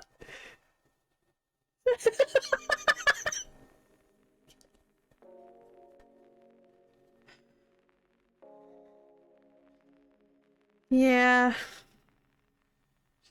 Yeah. But also, at the same time, you might have to consider that with, like, current situations, that actually might be for the best right now. So, yeah. And as I've said for a while here, that's essentially, like, pretty much what Tower Moments are. They're moments of realignment. Very destructive fucking realignment, yes. But they're moments of realignment. They remove everything that doesn't belong so that you can get back to your true self, to what is truly meant for you, so you can continue down the path that you're meant to go down. Crumbling away the cracked foundation that you were building on. And essentially, the higher and higher you build on the cracked foundation, the more risk it has of tumbling, and the harder it's going to crumble when it does. And if you keep avoiding this, keep putting it off, knowing that this isn't going to get you anywhere good, that's when everything just kind of... That's when it's at its worst. Because eventually you're not going to have a choice in it. The opportunity's been taken out of your hands.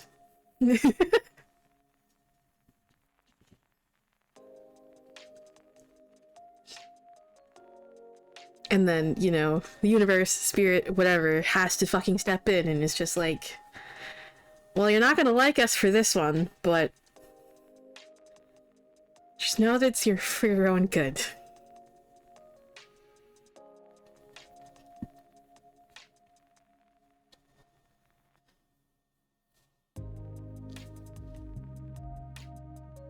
But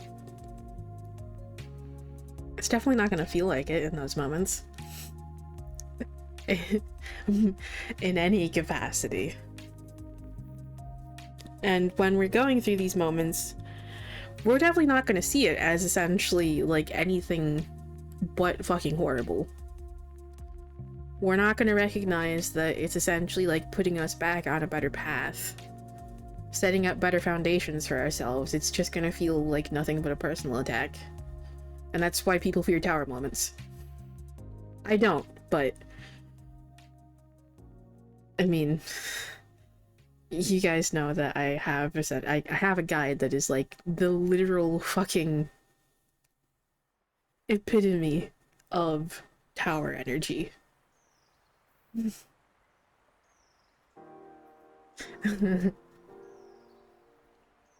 Yes, he's difficult to deal with.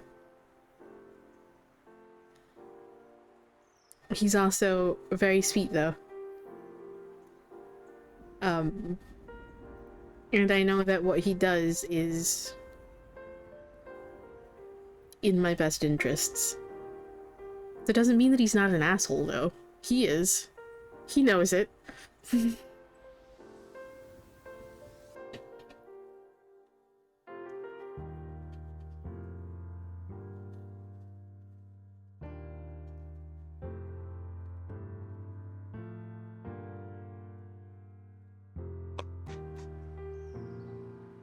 What? As I said before, know that this is a moment that will pass, okay? This is a moment that will pass.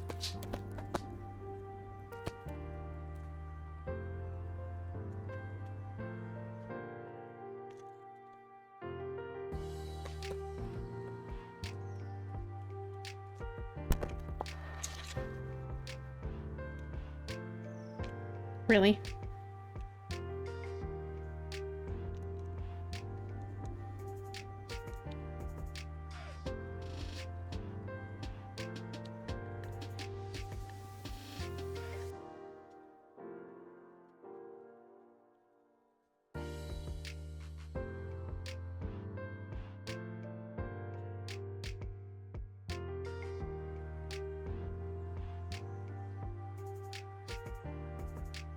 Neptune. Magic, imagination, and illusion. Mercury. Communication and truth. Mars. Drive, energy, and passion.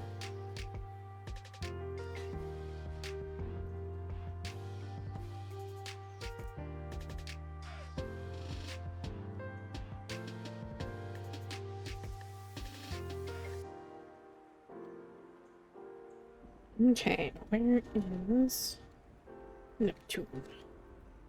There you are. Neptune, magic, imagination, and illusion. You are a master magician. When the Neptune card shows up in an oracle reading, the universe wants to remind you of your natural superpower. Take time to dive into your spiritual alchemy and manifestation practice. What do you want your life to look like? What do you want your creative vision to embody? Paint it, write it, act it out, make a vision board. In any way, set intentions for your reality. When we work with our imagination and treat fantasy as reality, the universe can pick up exactly what we want and create synchronicities to make it happen. Neptune cosmically thins the veil between the natural and spiritual worlds so you can channel your visions into reality through your imagination. In astrology, Neptune is the planet of illusion, dreams, the spiritual unknown, psychic ability, creativity, deceit, and seclusion. As Neptune moves through the sky, its connection with other planets creates fantasy, bends reality, and can cause what was once deemed solid in our lives to dissolve. Neptune in Roman mythology, Poseidon in ancient Greece, was the god of the sea, complete with its powerful Triton. Neptune is the modern planetary ruler of the spiritual water sign of Pisces. It is a generational planet. People around the same age share the same Neptune placement, making its transit a collective experience. Your Neptune sign can tell you how to channel magic and your imagination in this lifetime. It can also provide shadow work around self-sacrifice and addiction. Find your Neptune placement in your birth chart and match it in the following list. Affirmation here is your imagination is the most powerful magical tool you possess. Use it to make your dreams a reality.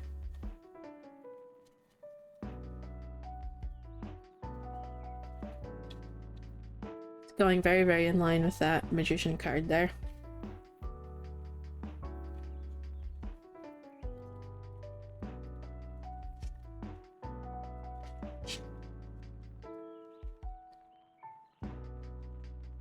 And then we have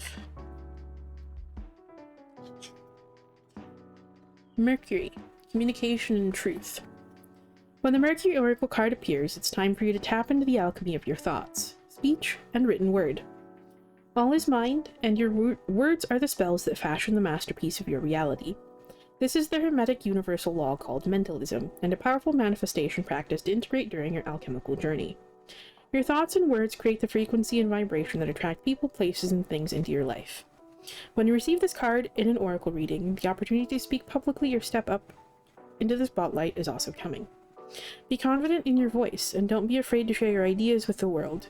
Your power to manifest is increasing. Harness it by channeling your thoughts in the direction of your dreams. Mercury is the messenger, master communicator, wordsmith, and cosmic magician. The planet Mercury is associated with the Greek god Hermes, known as Thoth in Egypt. Hermes or Thoth was the scribe of the gods, the patron of writing, learning, intelligence, astrology, magic, and alchemy. In astrology, Mercury represents communication, thought, and speech. It is the closest planet to the Sun and the fastest moving planet in the solar system. It rules over the air sign of Gemini and the earth sign of Virgo. Gemini rules over the social side of Mercury, while Virgo is more analytical. Mercury in your chart determines how you channel information from your imagination into the physical world. Look at your unique birth chart to identify where your Mercury lies to understand how your mind processes information. Affirmation for this is you are a magician, and your words are your wand. Unlock the power of your thoughts. Essentially, there's an energy of just kind of like being mindful here, okay? Doing your best to disengage from these things, from the tempest of emotions and thoughts that you're experiencing currently, okay? Because it's not going to lead you anywhere good. And it's not healthy in any capacity.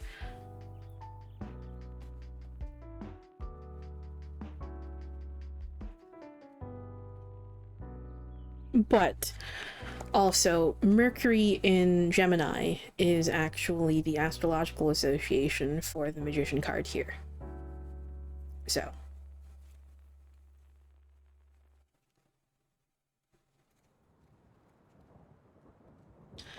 Mars. Drive, energy, and passion. Mars is the cosmic divine masculine and loves to initiate action, lead, compete, and come out on top. If you have felt stagnancy in your life, this card indicates that a breakthrough is imminent. When Mars is present, the universe is ready for you to move forward. A supportive masculine figure could also be coming into your life to assist you. One caveat about Mars energy. The need for dominance and power struggles can come up now. Remember to practice patience. In astrology, Mars is the planet of action, drive, sex, aggression, passion, physical strength, and how we get things done. In Roman mythology, Mars is the god of war, the military, and agriculture. It also rules over the fire sign of Aries and the water sign of Scorpio. Aries is the explosive and physical action-oriented side, while Scorpio represents the strategic and passionately reactive side. In astrology, it is considered a personal planet, meaning that it appears prominent in your outward personality. It can describe how we like to exercise, what motivates us, and how we react in anger. When you are doing something that you are passionate about, it increases your manifestation power. Find your Mars sign in your birth chart and match it in the following list with what drives you. And the affirmation for this is prepare for a fiery, passionate time of creation. Sex is a positive outlet for you right now.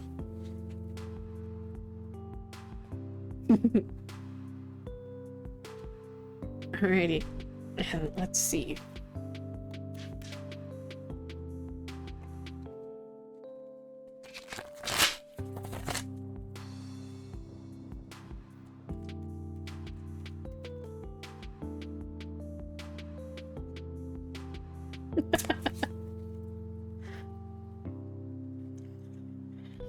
New moon in Pisces.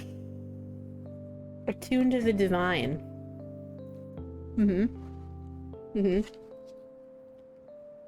New moon in Cancer.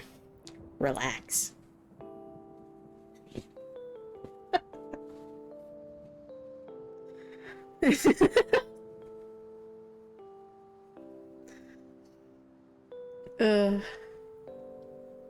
So I hope that message helps.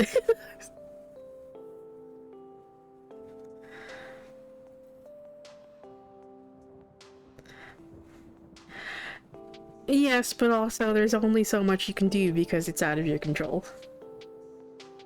You can't just run yourself ragged trying to put everything into chasing this.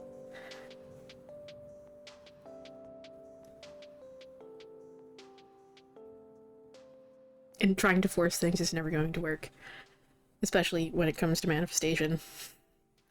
Unfortunately. Putting in the work that we can do and just releasing it as we wait for the response is a key part of manifestation, unfortunately. Manifestation is equal parts thinking and dreaming up ideas, planning, taking action, releasing, and waiting for the response, and resting as you do so. And then making adjustments as you enter the cycle all over again.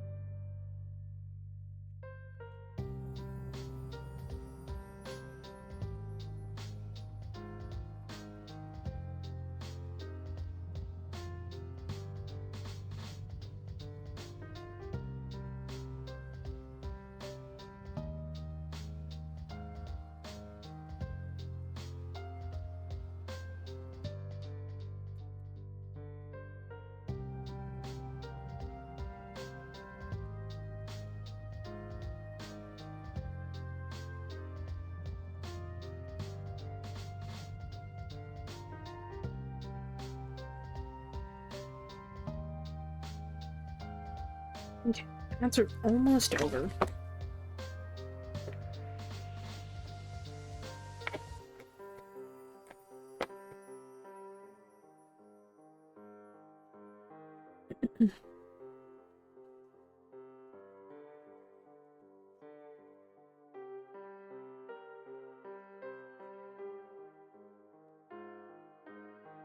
Okay, ads should be over. And, it is your turn, Mababa? I'm not sure if I'm pronouncing that correctly. Is it Mababa or is it, Mibaba? Or another pronunciation entirely?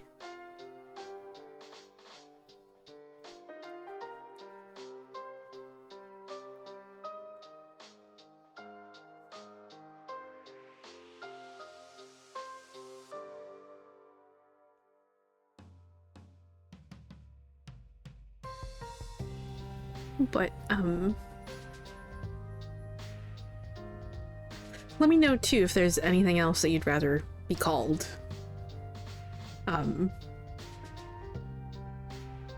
What would you like to be called? Oh no, you're all good.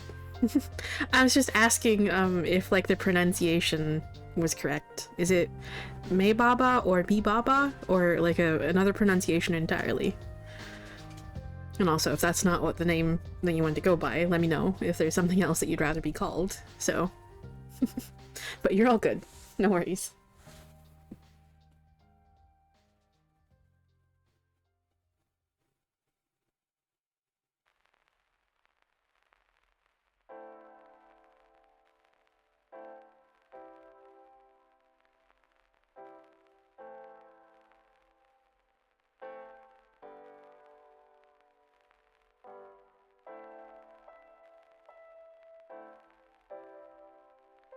Okay.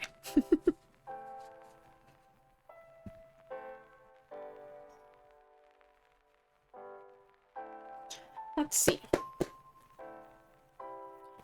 What do you need to hear today?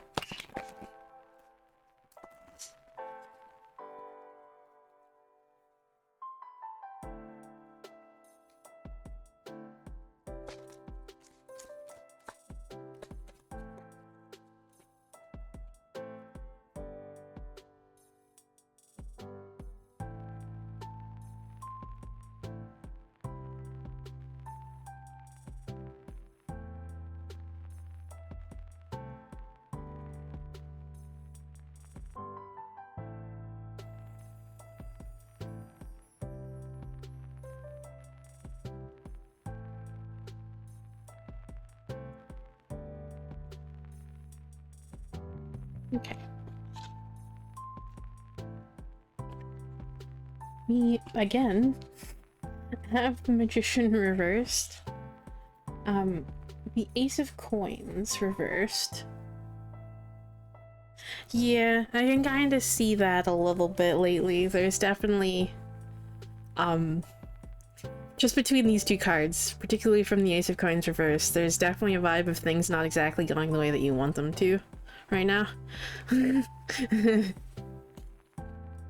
And, this did initially pop out reversed, but I always, like, offer the chance, the cards a chance to, like, change direction. Because sometimes both sides of an energy of a card are being called on. So here is one of those cases. So it did pop out reversed initially, but then it did decide to switch upright. So both sides of that energy, the King of Wands, are being called on here, okay? So definitely, like, things definitely, yeah, between the Magician reversed and the Ace of Coins reversed are just kind of, like, definitely giving a vibe that, like, things aren't quite going the way that you wanted them, or, like, not quite how you planned them to go. Things aren't really going in your favor right now, okay? And there's essentially just kind of, like, a desire for this energy to just kind of, like, turn around, where, you know, like, you get the things that you're seeking here.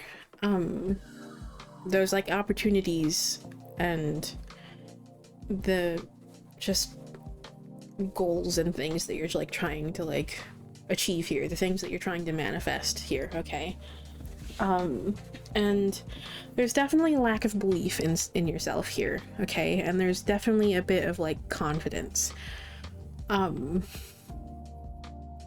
not sure if it's just, like, these are, like, normally things that you do, like, just kind of, like, battle with occasionally. It's just, like, a lack of belief in yourself and a lack of, like, confidence, or if it's just that this situation has just kind of knocked those things down a peg and you've just kind of taken a bit of a hit here, okay?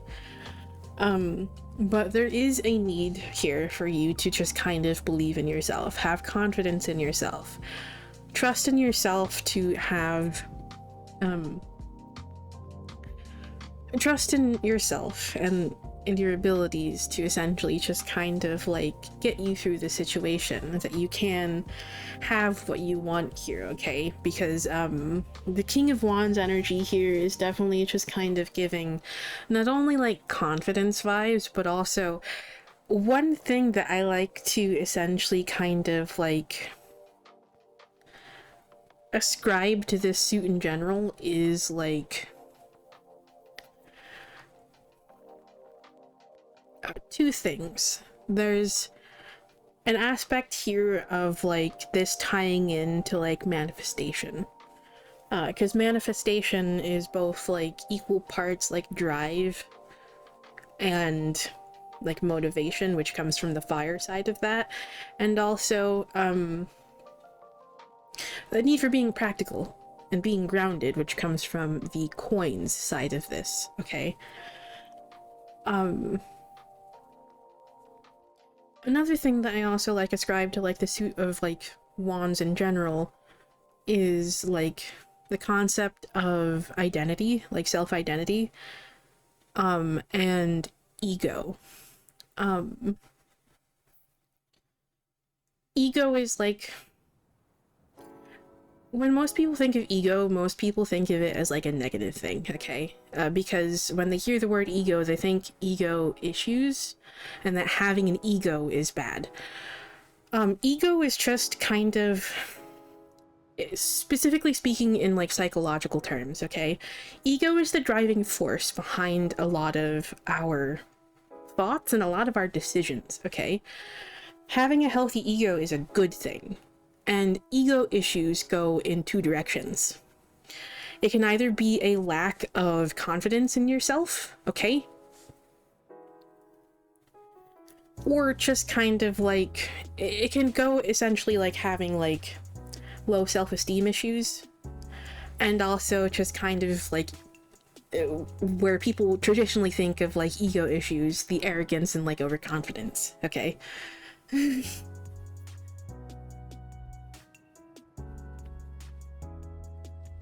Ah. Yeah. I know that feeling. I have recently been like battling with that myself a lot lately too. But it is something that I'm starting to make progress with. I very much understand that, and just know that it's not a reason to... It's not a reason to be ashamed of yourself, okay? It's not a reason to just be hard on yourself and to just tear yourself down, okay?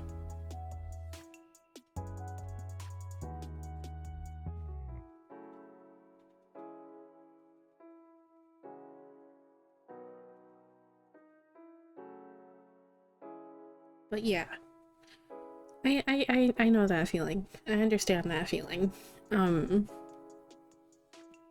But yeah, the reason why this card, the King of Wands, did flip like upright is to essentially tell you to essentially just kind of have more confidence in yourself, have more belief in yourself.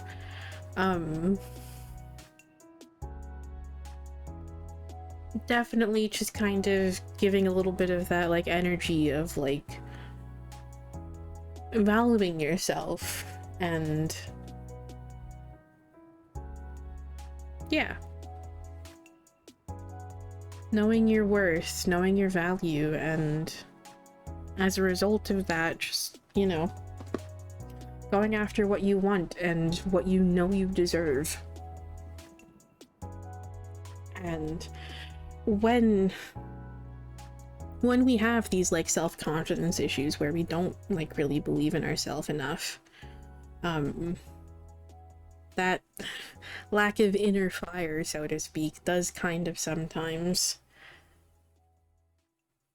lead to us not like really going after the things that we want because we feel like we don't deserve it, or that we don't have what it takes. And so we just kind of give up before we've even begun.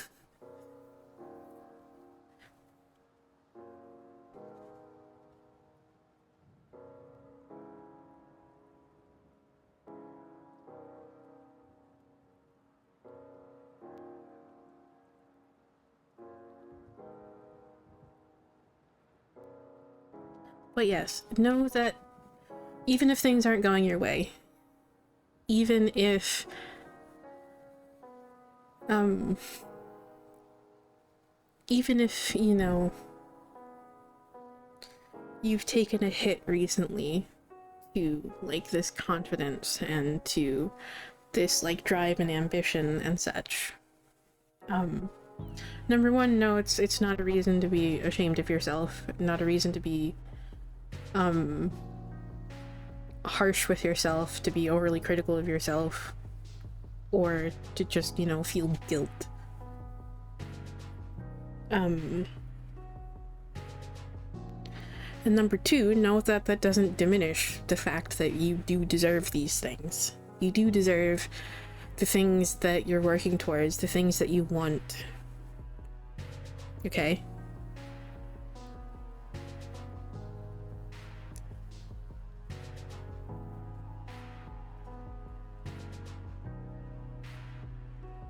You deserve those things, whether... You deserve those things whether, you know, things are going in your favor or not.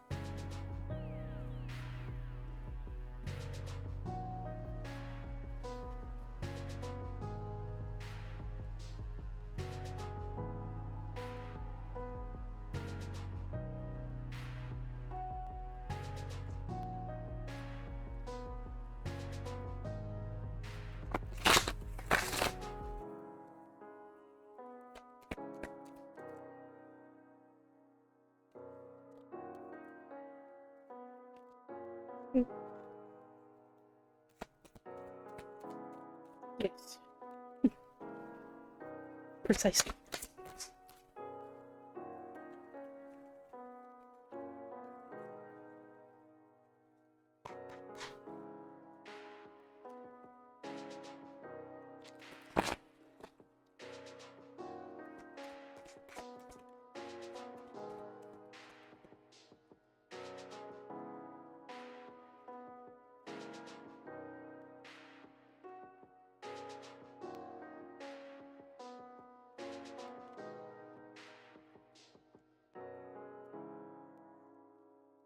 Okay. We have here sublimation, spiritual magic.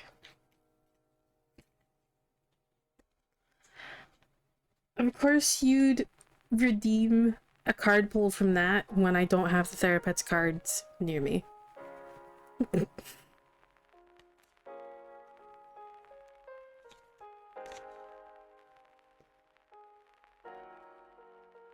I'll do an Eventide affirmation one, because that's the one that I actually have next to me right now.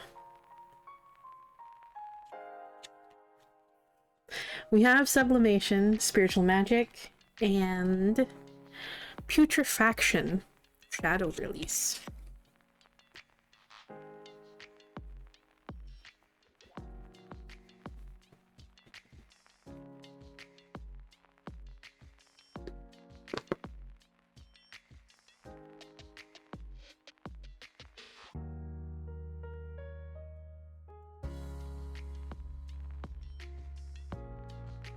Sublimation, spiritual magic.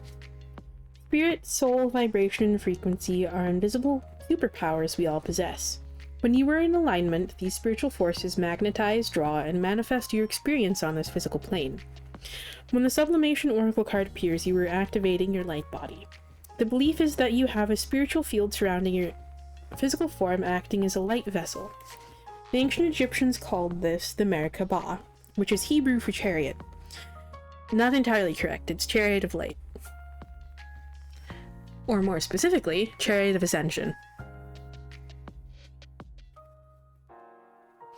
When you are aligned and living your soul's purpose, your light body will vibrate higher, drawing in support, abundance, joy, and elation. You can navigate your reality with no resistance, suffering, or fear. This is true spiritual empowerment. The scientific definition of sublimation is the shift of a solid substance into gas form with the use of heat, without moving through the liquid phase, like when dry ice turns into vapor. During the magnum opus, this is when the physical ascends to the spiritual. Practically speaking, you can mentally mold your intentions and bring them into reality through your physical form. The sublimation phase requires a faith in the unseen and a deep trust in the universe to guide you towards your highest good. Integrate your imagination, thoughts, feelings, and spirit into your physical form. Notice what exists in other dimensions, like creative ideas, concepts, or visions. And when one resonates, bring it down into solid reality through action. This card is essentially all about manifestation.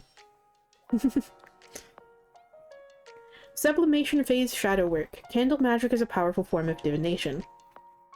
Typically, this is performed through a ritual where candles are dressed with herbs and oils to reach a goal or access a certain energy.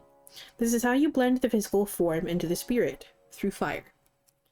Look for a ritual that fits you and incorporate it into your alchemy journey. I cannot read and talk, apparently. The affirmation for this is you are tapping into the ethereal power of your being. This essence is attracting a bright new reality. And then we have putrefaction, shadow release. How you view the world is how you view yourself. When the putrefaction oracle card shows up, it's time to face the difficult shadows within you and become conscious to what you were projecting into the world. Psychoanalyst Carl Jung described the shadow as our untamed true nature that we hide from the world to feel safe and accepted in our environment. The authentic side of ourselves is the authentic side of ourselves is hidden by a mask to protect itself when we experience trauma or challenges.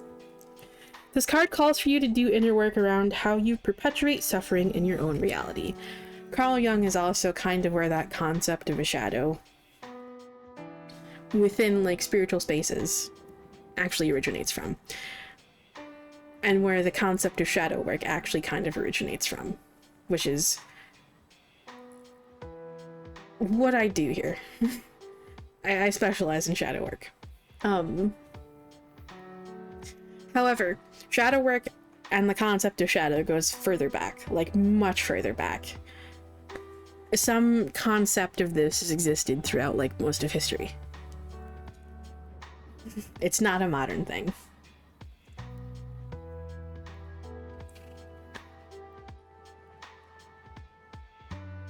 Where are you projecting your own shortcomings, pain, trauma, and angst onto others?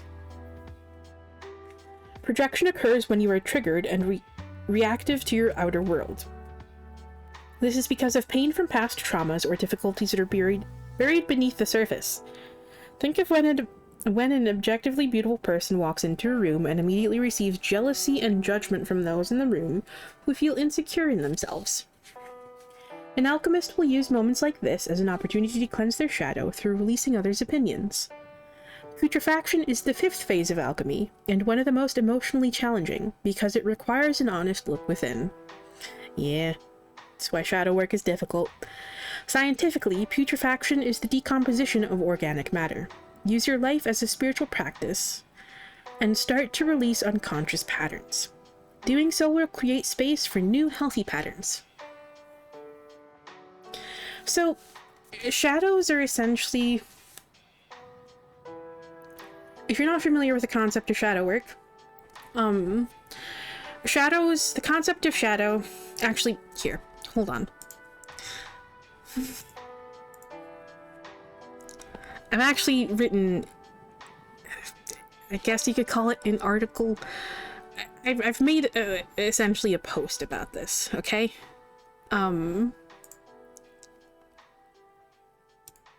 If you're curious in a bit more of an in-depth concept of what shadow and shadow work is, and also the inverse of that, light work, you can look here if you'd like.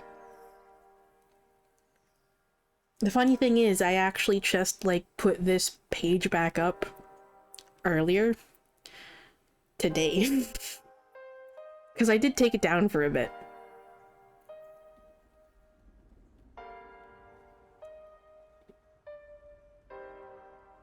Because March didn't really go that well for me. March and February particularly, and I actually almost walked away from everything here. I almost just ended everything and just walked away from this entirely. Until the end of March.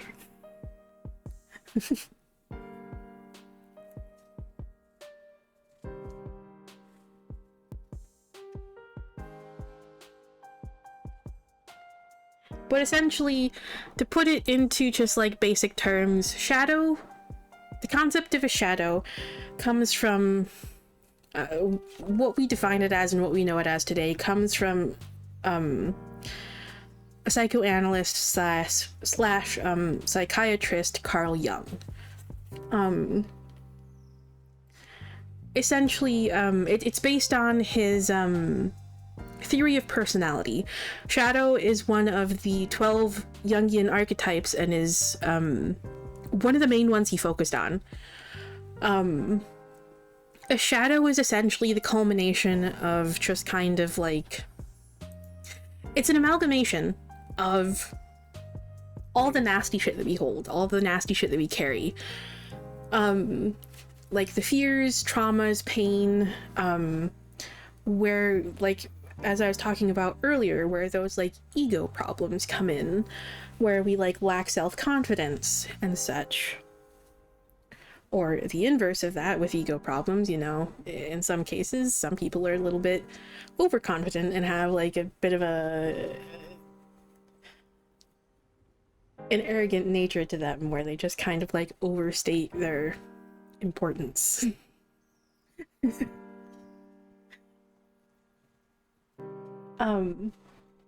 These would be aspects of shadow, okay?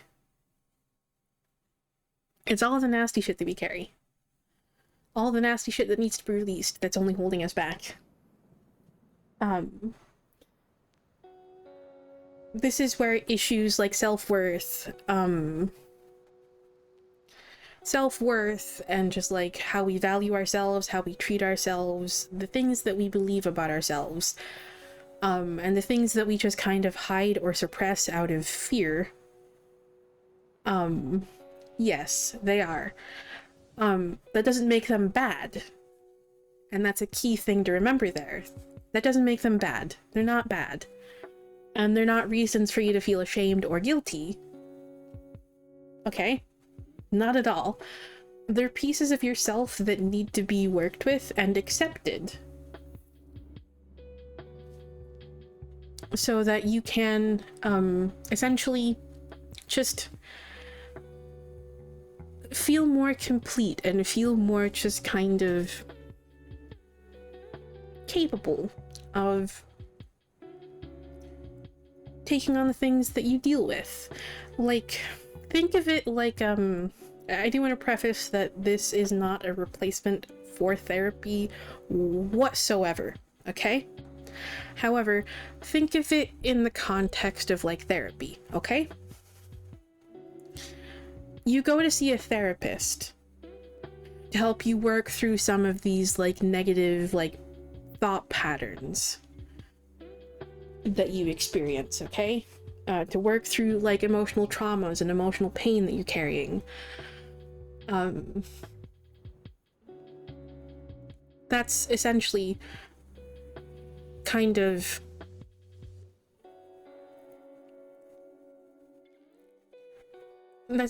what shadow work is.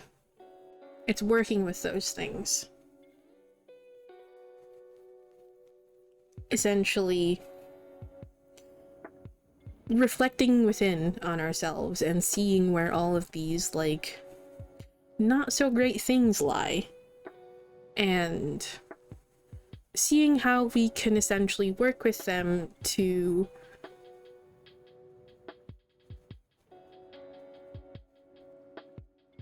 essentially just kind of like not only build ourselves up, but to accept ourselves more. Okay?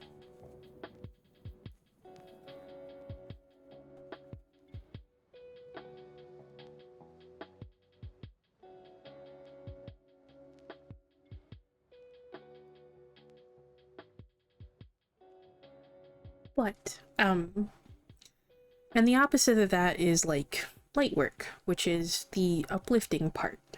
It's a balance to shadow work, because shadow work, when we're digging in deep into like the not so great things, can get like really heavy and like burdensome, and can just kind of like, when we're doing too much of that, it can just kind of like have the opposite effect and drain us instead, and just kind of push us a little further down into that like negative space.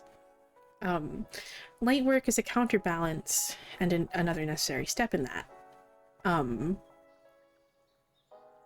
In healing ourselves. We also have to uplift the good parts of ourselves. Work with those pieces, like those aspects of our shadow, and bring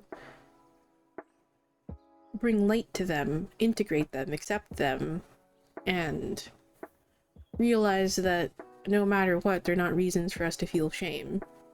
They're not reasons for us to belittle ourselves, to keep ourselves small, or just be harsh or critical of ourselves.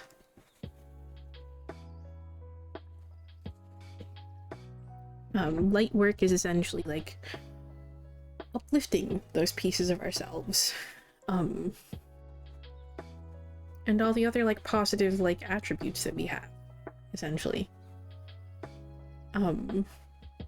Bolstering ourselves and essentially it's through doing both of those processes that we essentially just kind of gain a bit more resilience when life throws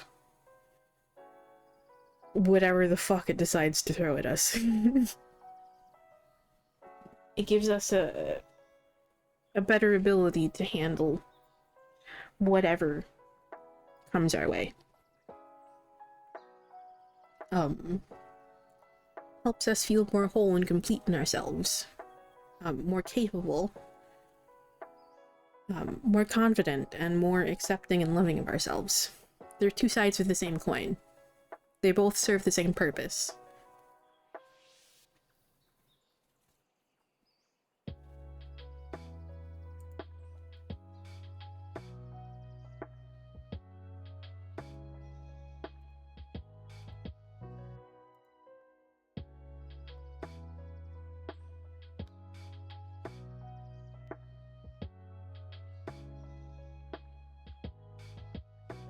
Okay, and speaking of, putrefaction phase shadow work.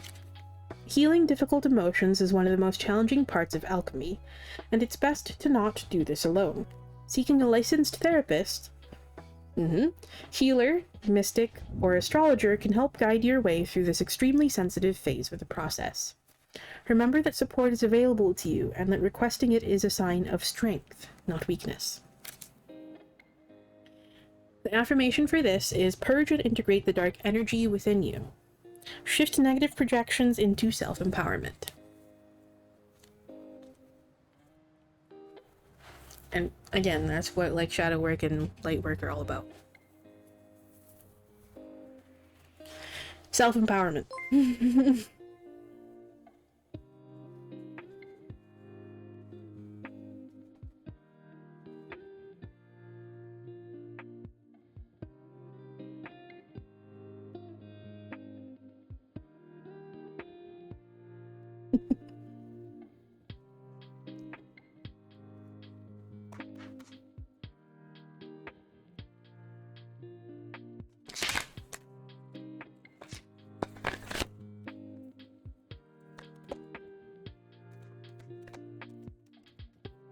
Okay.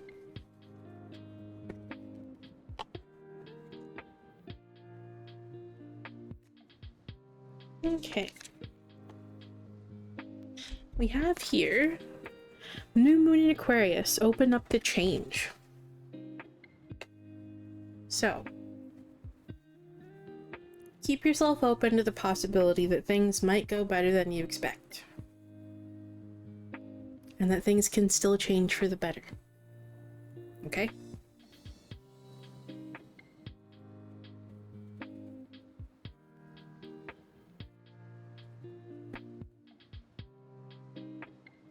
So, I hope that message helps.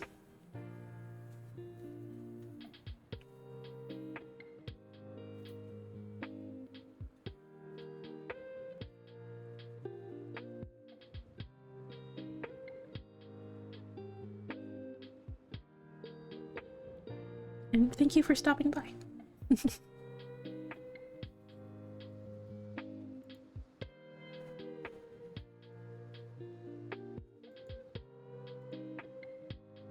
Of course.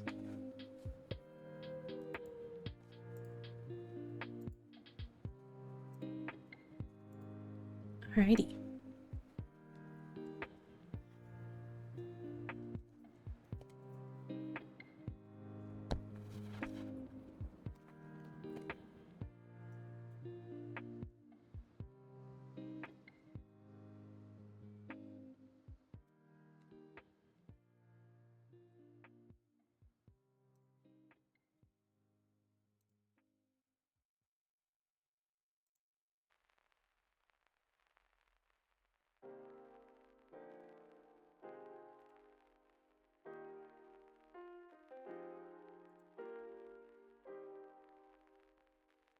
Okay.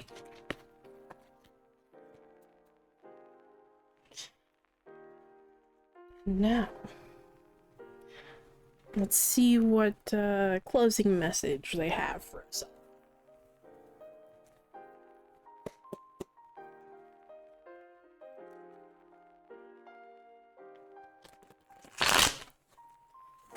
What message would you like to close us out with?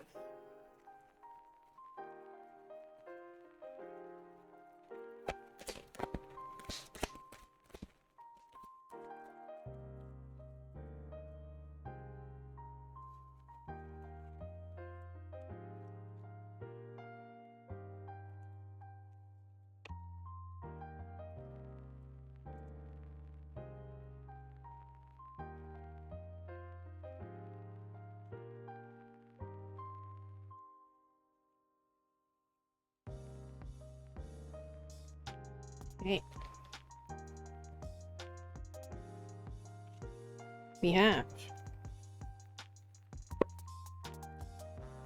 Four of Wands, Seven of Coins. These really, I just noticed, these really actually just fucking popped out in order. Hold on. We have 7 of coins, followed by 8 of coins, followed by fucking 9 of coins. Excuse you. Okay, so definite fucking progression here, that's for sure. Alrighty, so essentially, final closing message here that they want to give us for this fucking closing collective. Trust that you're making progress, okay? You're putting in the work, you're making progress, okay? Stop telling yourself that you aren't. Because this one did initially pop out reversed. Okay?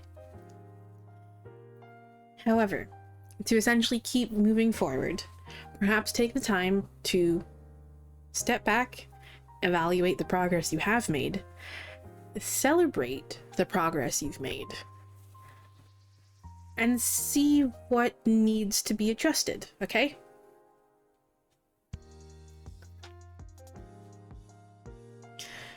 Keep putting in the work towards your goals here, okay? Keep putting in the work.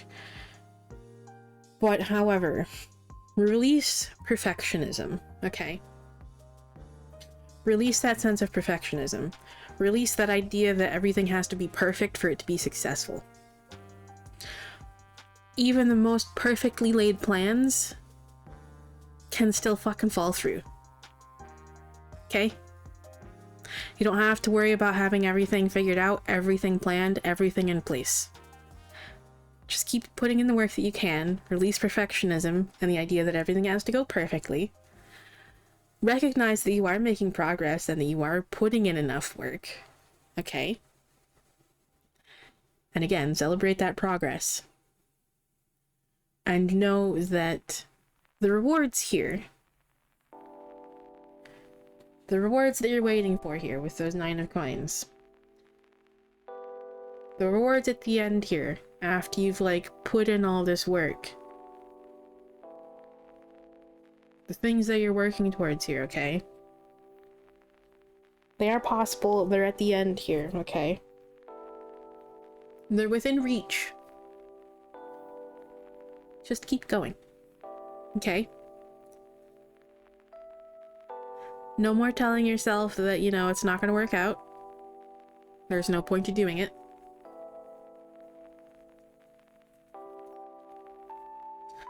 No more being critical of the work that you have put in. No more telling yourself that it's not gonna fucking work out, so.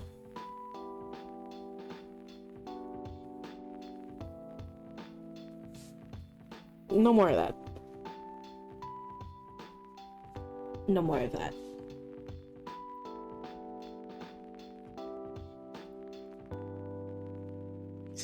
Release the issues that you have with accepting abundance for yourself, okay? You deserve good things. So stop fucking telling yourself you don't. Hello. Excuse. This card, I don't know if it caught on camera, but there was one card that shot out with such a force as it landed like in the corner here. Like right above like this card here. So it really wanted to be shown. That card is apparently the fucking Phoenix. Death and Rebirth.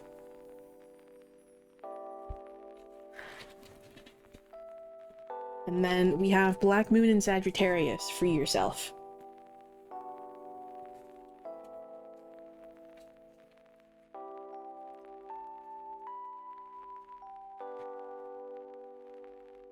The Phoenix, Death and Rebirth. When the Phoenix Oracle card shows up in your reading, major life changes are on the horizon, so it's important to prepare yourself. But again, remember, even the most perfectly laid plans, where every detail is planned out, can still fail. Don't overwhelm yourself. Be prepared. Just don't go overboard. This can mean uncomfortable upheaval, unexpected events, and major shifts in mindset. Your life is about to completely change and never return to the way it was. It's important to release attachment to the outcome and understand that this is all happening for your soul's growth. The phoenix is an ancient occult symbol linked with the zodiac sign Scorpio. Death, regeneration, and rebirth are all part of both. In ancient Egypt, the phoenix was associated with immortality and infinity. It's not a coincidence that Scorpio is the 8th sign of the zodiac, and the number 8 is also the shape of the infinity symbol. The phoenix is depicted as an eagle-like bird with vibrant gold and red feathers that would live for 500 years, die, and then be reborn. Ancient Egyptians believed that just before death, the phoenix makes a nest of cinnamon, myrrh, and herbs.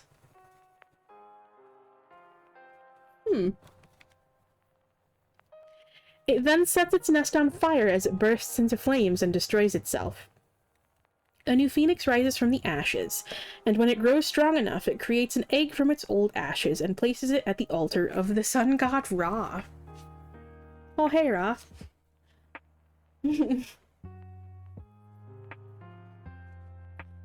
The phoenix burning invokes the alchemical practice of embodying your true frequency through shadow work, life upheaval, and integration of what's blocking your light. This mystical process of soul ascension and internal transformation cannot happen without an ego death or dark night of the soul. It teaches us that we can go through dramatic shifts in our lives and return renewed. When this card appears, it's time for you to ride this wave of change toward your more aligned and true future self. The affirmation for this is, new realities are crashing in. It's time for upheaval and transformation. Have no fear, this is just a part of the process. Funnily enough, I know, like, the death card is the one that's seen as, like, the death and rebirth paradigm. But you want the true fucking phoenix energy? That's the tower.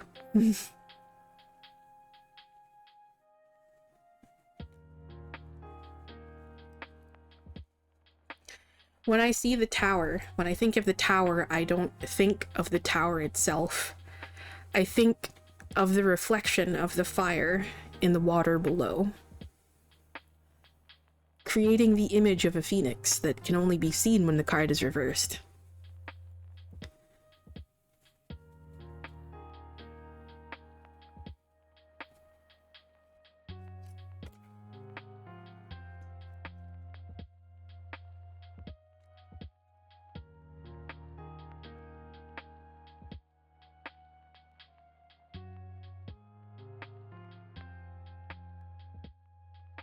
Okay, and Black Moon, Lilith, and Sagittarius. And also, before I get into that, you actually might not be too far off there, because they did have, a certain herb in ancient Egypt. So...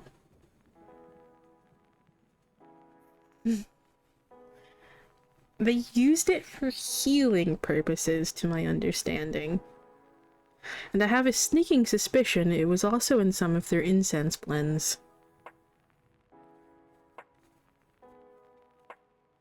Which is probably why priests and priestesses and scribes who worked in temples were kind of always blasted off their fucking ass.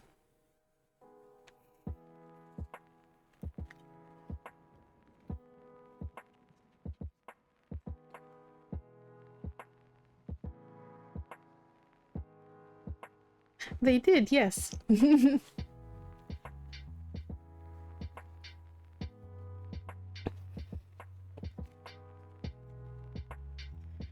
Black Moon, Lilith, and Sagittarius.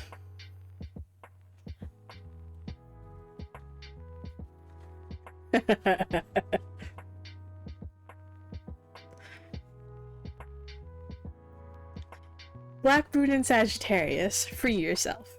It's time to step into your freedom. Your drive to be a free spirit can feel strong right now. You can see the bigger picture and make decisions from an informed space. You may be breaking ties with someone or something that no longer serves you.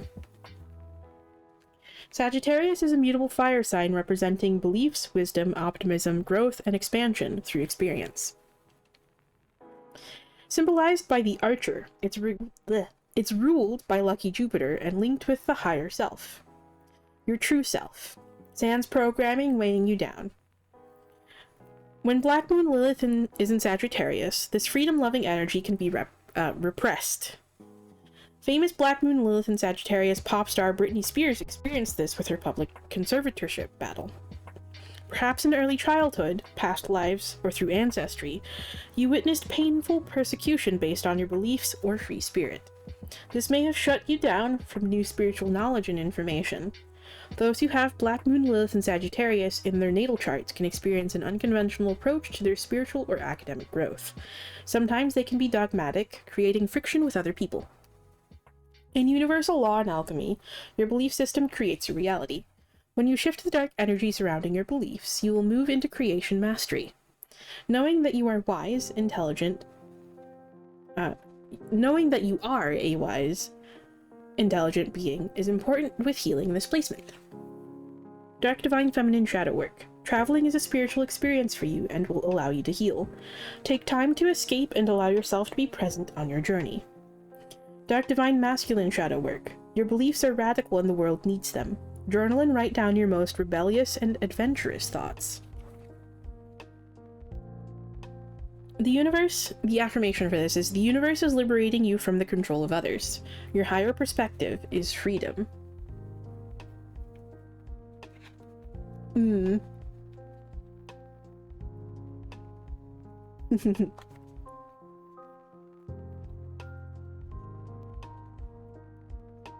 Okay.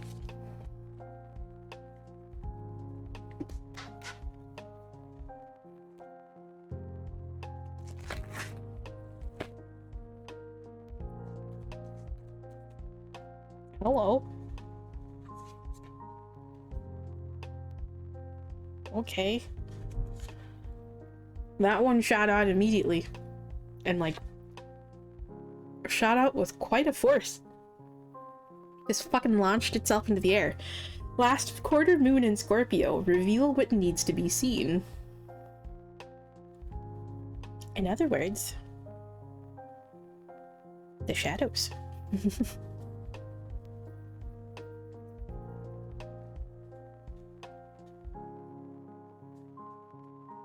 Alrighty. And with that, unfortunately, is where I'm going to call it so that I can go get myself some dinner and go take some time to rest and take care of myself.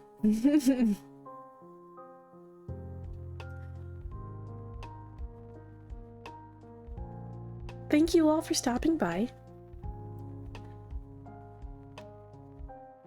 Whether you joined the queue, talked in chat, or just lurked, I appreciate you sharing your time with me. I hope to see you all again soon, but bye for now.